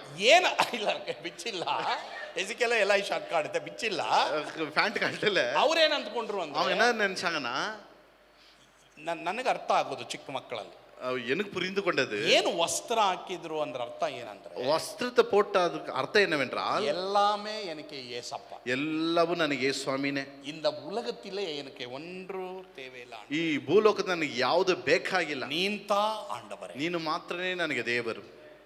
ஹல்லேலூயா, ஹல்லேலூயா. ಆ ರೀತಿ ಇರಬೇಕು, அப்படி நாம் இருக்க வேண்டும். உலகத்திலே வீட்டಲ್ಲ, ಮನೆ ಅಲ್ಲ, ಲೋಕದಲ್ಲಿ ಮನೆ ಅಲ್ಲ, ಸಾಪಾಡಲ್ಲ, ಊಟ ಅಲ್ಲ, ತುಣಿಮಣಿಯೂ ಅಲ್ಲ, ಬಟ್ಟೆ ವಸ್ತ್ರವಲ್ಲ, ಎಲ್ಲ ನೀರ್ತಾ. ಎಲ್ಲವೂ ನೀನೇ ಸ್ವಾಮಿ. ಎಲ್ಲ ಹೇಳಿ ಅಲ್ಲೇಲು ಅಂತ. ஹல்லேலூயா. ಆವಾಗ ನಿಮಗೆ ಸಮಾಧಾನ ಇರುತ್ತೆ. அப்பொழுது நம்மளுக்கு சமாதானம். ಸರಿ, ಅದಕ್ಕೊಂದು ವಚನ ನೋಡೋಣವಾ? ஒரு வசனத்தை பார்க்கலாம். ಎಲ್ಲರೂ ಏನಾರ ಕಲಿತಾ ಇದ್ದೀರಾ? கற்றுக்கொண்டிருக்கிறீங்களா? ಸರಿ, ಖರ್ಜೂರ ಅಂದ ಗರಿ ಏನ್ ತೋರಿಸ್ತದೆ ಅಂದ್ರೆ, அந்த குருத்தோலை இலை எதை காட்டுகிறது? ಜಯ, ಪಾಪದ ಮೇಲೆ ಜಯ ತೋರಿಸ. பாவத்தின் மேல ஜெயம். ವಸ್ತ್ರ ಏನ್ ತೋರಿಸುತ್ತಂದ್ರೆ, அந்த வஸ்திரம் எதை காட்டுகிறது? ಪಾಪ ಕ್ಷಮಾಪಣೆ ಆದ್ರೆ, பாவ மன்னிப்பு உண்டானால் ನನಗೆ ನಿನಗೆ ನೀತಿ ವಸ್ತ್ರ ದೇವರು ಕೊಡ್ತಾರೆ. உனக்கு எனக்கு நீதியின் வஸ்திரத்தை தேவன் கொடுக்கிறார். ಅವ್ರ ತರ ಇವ್ರ ತರ ಬಟ್ಟೆ ಇಲ್ಲ ಅಂತ ಯೋಚನೆ ಮಾಡಬೇಡಿ ನೀವು. அவங்கள போல இவங்கள போல துணி இல்லைன்னு நினைக்காதீங்க. ನಿನಗೆ ನೀತಿ ವಸ್ತ್ರ ದೇವರು ಕೊಡ್ತಾರೆ. உங்களுக்கு நீதியின் வஸ்திரத்தை தேவன் கொடுத்திருக்கிறார். ಒಂದು ವಾಕ್ಯ ಓದ್ಬಿಡೋಣ. ஒரு வார்த்தை வாசிக்கலாம். 1 ಕೊರಿಂಥ 1 ಕೊರಿಂಥಿಯರ್ 15:55 55 57. 55 57. ಮರಣವೇ ನಿನ್ನ ಜಯವೆಲ್ಲಿ, ಮರಣವೇ ನಿನ್ನ ವಿಷದ ಕೊಂಡಿಯಲ್ಲಿ, ಮರಣದ ಕೊಂಡಿ ಪಾಪವೇ ಮತ್ತು ಪಾಪದ ಬಲಕ್ಕೆ ಆಧಾರವು ಧರ್ಮಶಾಸ್ತ್ರವೇ. ಆದರೆ ದೇವರು ನಮ್ಮ ಕರ್ತನಾದ ಯೇಸು ಕ್ರಿಸ್ತನ ಮೂಲಕ ನಮಗೆ ಜಯವನ್ನು ಕೊಟ್ಟಿದ್ದಾನೆ, ಆತನಿಗೆ ಸ್ತೋತ್ರ. Very good. மரணமே உன் கூர் எங்கே, பாதாளமே உன் ஜெயம் எங்கே? மரணத்தின் கூர் பாவம், பாவத்தின் பலன் நியாய பிரமாணம். நம்முடைய கர்த்தராகிய இயேசு கிறிஸ்துவினாலே நமக்கு ஜெயம் கொடுக்கிற தேவனுக்கு ஸ்தோத்திரம். ದೇವರು ನಿನಗೆ ಪಾಪದ ಮೇಲೆ ಜಯ ಕೊಟ್ಟಿದ್ದಾರಾ? தேவன் உனக்கு பாவத்து மேல ஜெயத்தை கொடுத்திருக்கிறார். ಯಾವುದಾದ್ರೂ ಪಾಪಕ್ಕೆ ಸೋತಿದೀಯಾ? ஏதாவது பாவத்துக்கு தோற்று போனியா? ನಿನಗೆ ಪಾಪದ ಮೇಲೆ ಜಯ ಬೇಕು. உனக்கு பாவத்து மேல ஜெயம் இருக்கு. ಅದು ಯೇಸು ಮಾತ್ರ ಕೊಡು. அது இயேசு மாத்திரம் தான். ಆವಾಗ ನಿನ್ನಲ್ಲಿ ಸಮಾಧಾನ ಇರುತ್ತೆ. அப்ப உனக்கு சமாதானம் இல்லை. ಆವಾಗ ನಿಂಗೆ ಸಮಾಧಾನ ಇರುತ್ತೆ. அப்பதான் உனக்கு சமாதானம் இருக்கும். ಎಲ್ಲಿದೆಯಾ ಶಂಕರ್? ರೈಟ್. ಇವತ್ತೇನಾದರೂ ಮನೆಯಲ್ಲಿ ಸ್ಪೆಷಲ್ ಮಾಡ್ತಾ ಇದೆಯಾ ಅಂತ, ಅದಕ್ಕೆ ಹಂಗೆ ಇನ್ನೂ ಬೆಂದಿಲ್ಲ. ಅದಕ್ಕೆ ಪ್ರಿಯಾಗೆ ಹೇಳ್ತಾ ಇದ್ದೆ, ಪ್ರಿಯಾ ಸ್ವಲ್ಪ ನೋಡು, ಅದು ಫೋನ್ ಇಲ್ಲ. ರೈಟ್, ಸರಿ, ಅದೇನು ಟ್ರಾನ್ಸ್ಲೇಟ್ ಮಾಡಬೇಡ. ಹಾಂ, 4ನೇದು ಮತ್ತು ಲಾಸ್ಟ್, 4வது ಕಡೆಸಿಯಾಗ ವಿಜಯ್. ಜನನ ಪ್ರತಿಕ್ರಿಯೆ, ಜನರ ಪ್ರತಿಕ್ರಿಯೆ. ಹಾಂ, ಪಾರ್ಥಿಬನ್ ಇಂಗ್ಲೀಷಲ್ಲಿ ಓದು. The reaction. ಆ ಟೈಮಲ್ಲಿ ಜನ ಏನು ರಿಯಾಕ್ಷನ್ ಮಾಡೋದು? அந்த நேரத்தில் ஜனங்கள் என்ன ரியாக்ஷன் பண்ணார்கள்? ಏಸಪ್ಪ ಬಗ್ಗೆ ನಿನ್ನ ರಿಯಾಕ್ಷನ್ ಏನು? ಯೇಸು ಸ್ವಾಮಿ ಕುರಿತು ಉನ್ನುಡಿಯ ರಿಯಾಕ್ಷನ್ என்ன? ರೋಮನ್ ಸರ್ಕಾರಕ್ಕೆ ವಿರುದ್ಧವಾಗಿ ಈತನಿಗೆ ಅರಸನಂತೆ ಜಯಘೋಷ ಮಾಡುವಾಗ, ரோம் அரசாங்கத்துக்கு முன்பாக இவரை ராஜாவை போல ஆர்ப்பரிக்கும் பொழுது ಕೆಲವರು ಏನಂತಕೊಂಡ್ರು, ಈತನು ರಾಜಕೀಯವಾಗಿ ನಮಗೆ ಅರಸನಾಗಿ ಬರ್ತಾ ಇದ್ದಾನೆ ಅಂತ ಅವರು ಕೂಗಾಡಿದ್ದು. சில பேர் என்ன நினைத்தாங்க, இவர் அரசியல்வாதியாக ஒருவேளை வரப்போகிறாரோ என்று நினைத்தாங்க. ಆದರೆ ಯೇಸು ಸ್ವಾಮಿ ಪಾಪ ಕ್ಷಮಾಪಣೆ ಮಾಡುವುದಕ್ಕೆ ಬಂದಂತ ಅರಸನು ಎಂಬುದಾಗಿ ಕೂಗಾಡಿಲ್ಲ ಅವರು. ஆனா இவர் பாவத்தின் மேல ஜெயித்த ஒரு ராஜா என்று அவங்க நினைக்கவில்லை. ಇವತ್ತು ಯಾಕೆ ಆರಾಧನೆ ಮಾಡ್ತಾ ಇದೀಯಾ? இன்னைக்கு நீ எதற்காக ஆராதிக்கிறாய்? ಇವತ್ತು ಯಾಕೆ ಕೈ ತಟ್ತಾ ಇದೀಯ? இன்னைக்கு ஏன் நீ கை தட்டுகிறாய்? ಯೇಸು ಪಾಪದಿಂದ ನಿನಗೆ ಬಿಡುಗಡೆ ಕೊಟ್ಟಿರೋದಕ್ಕಾ? ஏசுவாமி பாவத்து மேல உனக்கு ஜெயத்தை கொடுத்ததுக்கா? ಅಥವಾ ಬೇರೆ ಏನು ಕಾರಣ? இல்ல வேற எது காரணம்? ಬಹಳ ಪ್ರಾಮುಖ್ಯ, ரொம்ப முக்கியம் ಅಲ್ವಾ? ಮತ್ತೆ 1:21 ಓದ್ರಿ. ಮತ್ತೆ 1:21 ವಾಸಿಂಗ. ಆಕೆಯು ಒಬ್ಬ ಮಗನನ್ನು ಹಡೆಯುವಳು, ನೀನು ಆತನಿಗೆ ಯೇಸು ಎಂದು ಹೆಸರಿಡಬೇಕು, ಯಾಕೆಂದರೆ ಆತನೇ ತನ್ನ ಜನರನ್ನು ಅವರ ಪಾಪಗಳಿಂದ ಬಿಡಿಸಿ ಕಾಯುವವನು ಅಂದನು. ಮತ್ತೆ ಕೊಲಸದವರಿಗೆ ಬರೆದ ಪತ್ರಿಕೆ, கொலோசியருக்கு எழுதின நிருபம் 1:14 ಓದ್ರಿ. 1:14 ಆ வாசிங்க. ಕುಮಾರನಲ್ಲಿ ನಮ್ಮ ಪಾಪಗಳು ಪರಿಹಾರವಾಗಿ ನಮಗೆ ಬಿಡುಗಡೆಯಾಯಿತು. ಸರಿ, ಕ್ರಿಸ್ಟಿನಾ ಮತ್ತೆ 1:21 ಓದ್ರಿ. ಮತ್ತೆ அவள் ஒரு குமாரனை பெறுவாள், அவள் ஒரு குமாரனை பெறுவாள், அவருக்கு இயேசு என்று பெயரிடுவாயாக, ஏனெனில் அவர் தமது ஜனங்களின் பாவங்களை நீக்கி அவர்களை ரட்சிப்பார் என்றார். ಯೇಸು ಅಂದ್ರೆ ಏನು? ಯೇಸು என்றால் என்ன? ಪಾಪದಿಂದ ಬಿಡುಗಡೆ, பாவத்திலிருந்து விடுதலை. ನಿಮ್ಮನ್ನು ಪಾಪದಿಂದ ಬಿಡುಗಡೆ ಮಾಡಿದಾರಾ?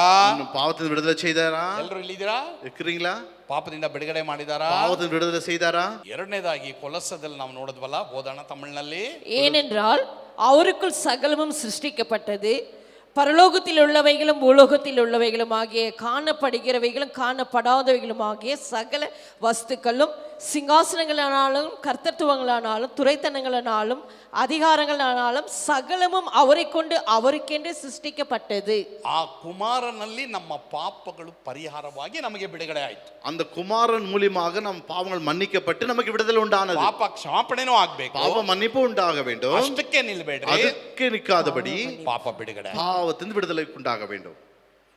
ಎಲ್ಲರೂ ಅದಕ್ಕಾಗಿ ಪ್ರಾರ್ಥನೆ ಮಾಡಿ. எல்லாம் இதுக்காக ஜெபிங்கள். ದೇವರೇ, ನಾನು ಈ ಪಾಪಕ್ಕೆ ಸೋತಿದ್ದೀನಿ, ஆண்டவரே இந்த பாவத்துக்கு நான் தோற்று போயிருக்கிறேன், ನನ್ನ ಪಾಪ ಕ್ಷಮಿಸು, என் பாவத்தை மன்னியும், ಆದರೆ ನನ್ನ ಪಾಪದಿಂದ ಬಿಡುಗಡೆ ಆಗಿ. எனக்கு பாவத்தின் விடுதலை தாங்க.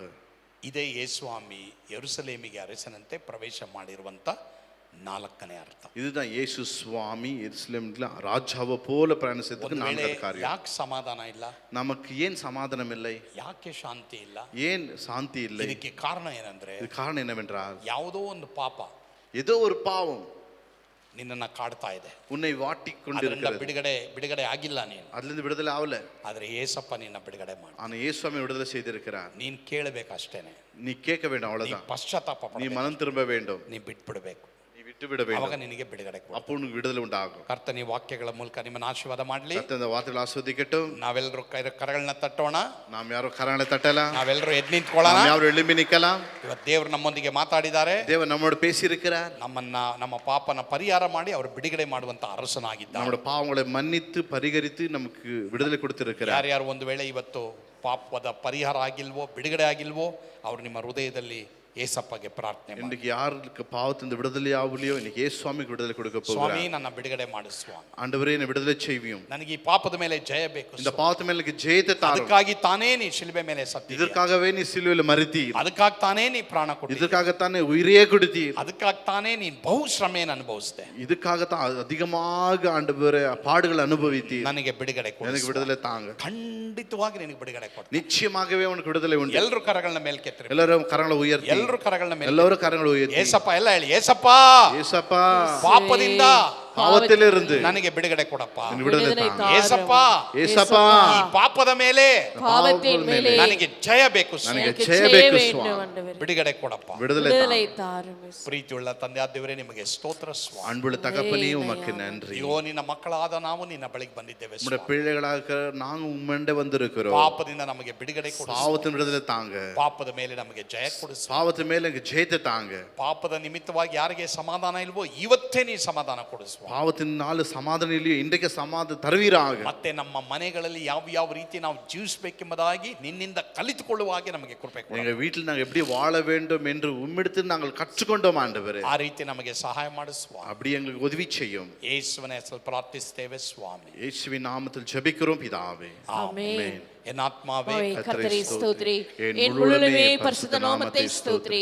என் என் ஆத்துமாவே கர்த்தரை ஸ்தோத்திரி. கர்த்தர் கர்த்தர் செய்த சகல உபகாரங்களும் மறவாதே. மறவாதே. ನಾವೆಲ್ಲರೂ ಕರಗಳನ್ನೆತ್ತಿ ಅಂತ್ಯ ಆಶೀರ್ವಾದ நாம் யாவரும் கரங்களை உயர்த்தி கர்த்தருடைய ஆசீர்வாதத்தை பெற்றுக்கொள்ளலாம். ಕರ್ತನು ನಿಮ್ಮನ್ನು ಆಶೀರ್ವದಿಸಿ ಕಾಪಾಡಲಿ. கர்த்தருடைய ஆசீர்வாதத்தை காக்க கடவர். ಕರ್ತನು ಪ್ರಸನ್ನ ಮುಖದಿಂದ ನಿಮ್ಮನ್ನು ನೋಡಿ ನಿಮ್ಮ ಮೇಲೆ ದಯವಿಡಲಿ. கர்த்தர் பிரசன்ன முகத்தோடு பார்த்து மேல் தயட கடவர். ಕರ್ತನು ನಿಮ್ಮ ಮೇಲೆ ಕೃಪಾ ಕಟಾಕ್ಷವಿಟ್ಟು ಶಾಂತಿಯನ್ನು ಅನುಗ್ರಹಿಸಲಿ. கர்த்தர் கிருபை அன்பை வைத்து மேல் சமாதான தரட கடவர். ನಮ್ಮ ಕರ್ತನಾದ ಯೇಸು ಕ್ರಿಸ್ತನ ಕೃಪೆಯು, கர்த்தராகிய இயேசு கிறிஸ்து கிருபையும், ದೇವರ ಪ್ರೀತಿಯು, பிதாவுடைய அன்பும், ಪವಿತ್ರಾತ್ಮನ ಅನ್ಯೋನ್ಯತೆ ಸಹವಾಸ ஆவியானவருடைய அன்னநேக்கமும் ನಮ್ಮೆಲ್ಲರೊಂದಿಗೂ ಸದಾಕಾಲ ಇರಲಿ ಸ್ವಾಮಿ. எப்பொழுதும் நம்மோடு இருப்பதாக.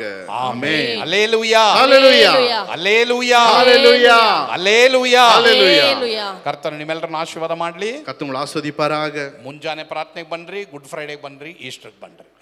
அதிகாலை ஜெபத்துக்கு வாங்க, குட் ஃப்ரைடேக்கு வாங்க, ஈஸ்டருக்கு வாங்க. ಕರ್ತನು ನಿಮ್ಮನ್ನು ಆಶೀರ್ವಾದ கர்த்தர் உங்களை ஆசீர்வதிப்பாராக. ಆಮೆನ್. ஆமென். ಪ್ರೈಸ್.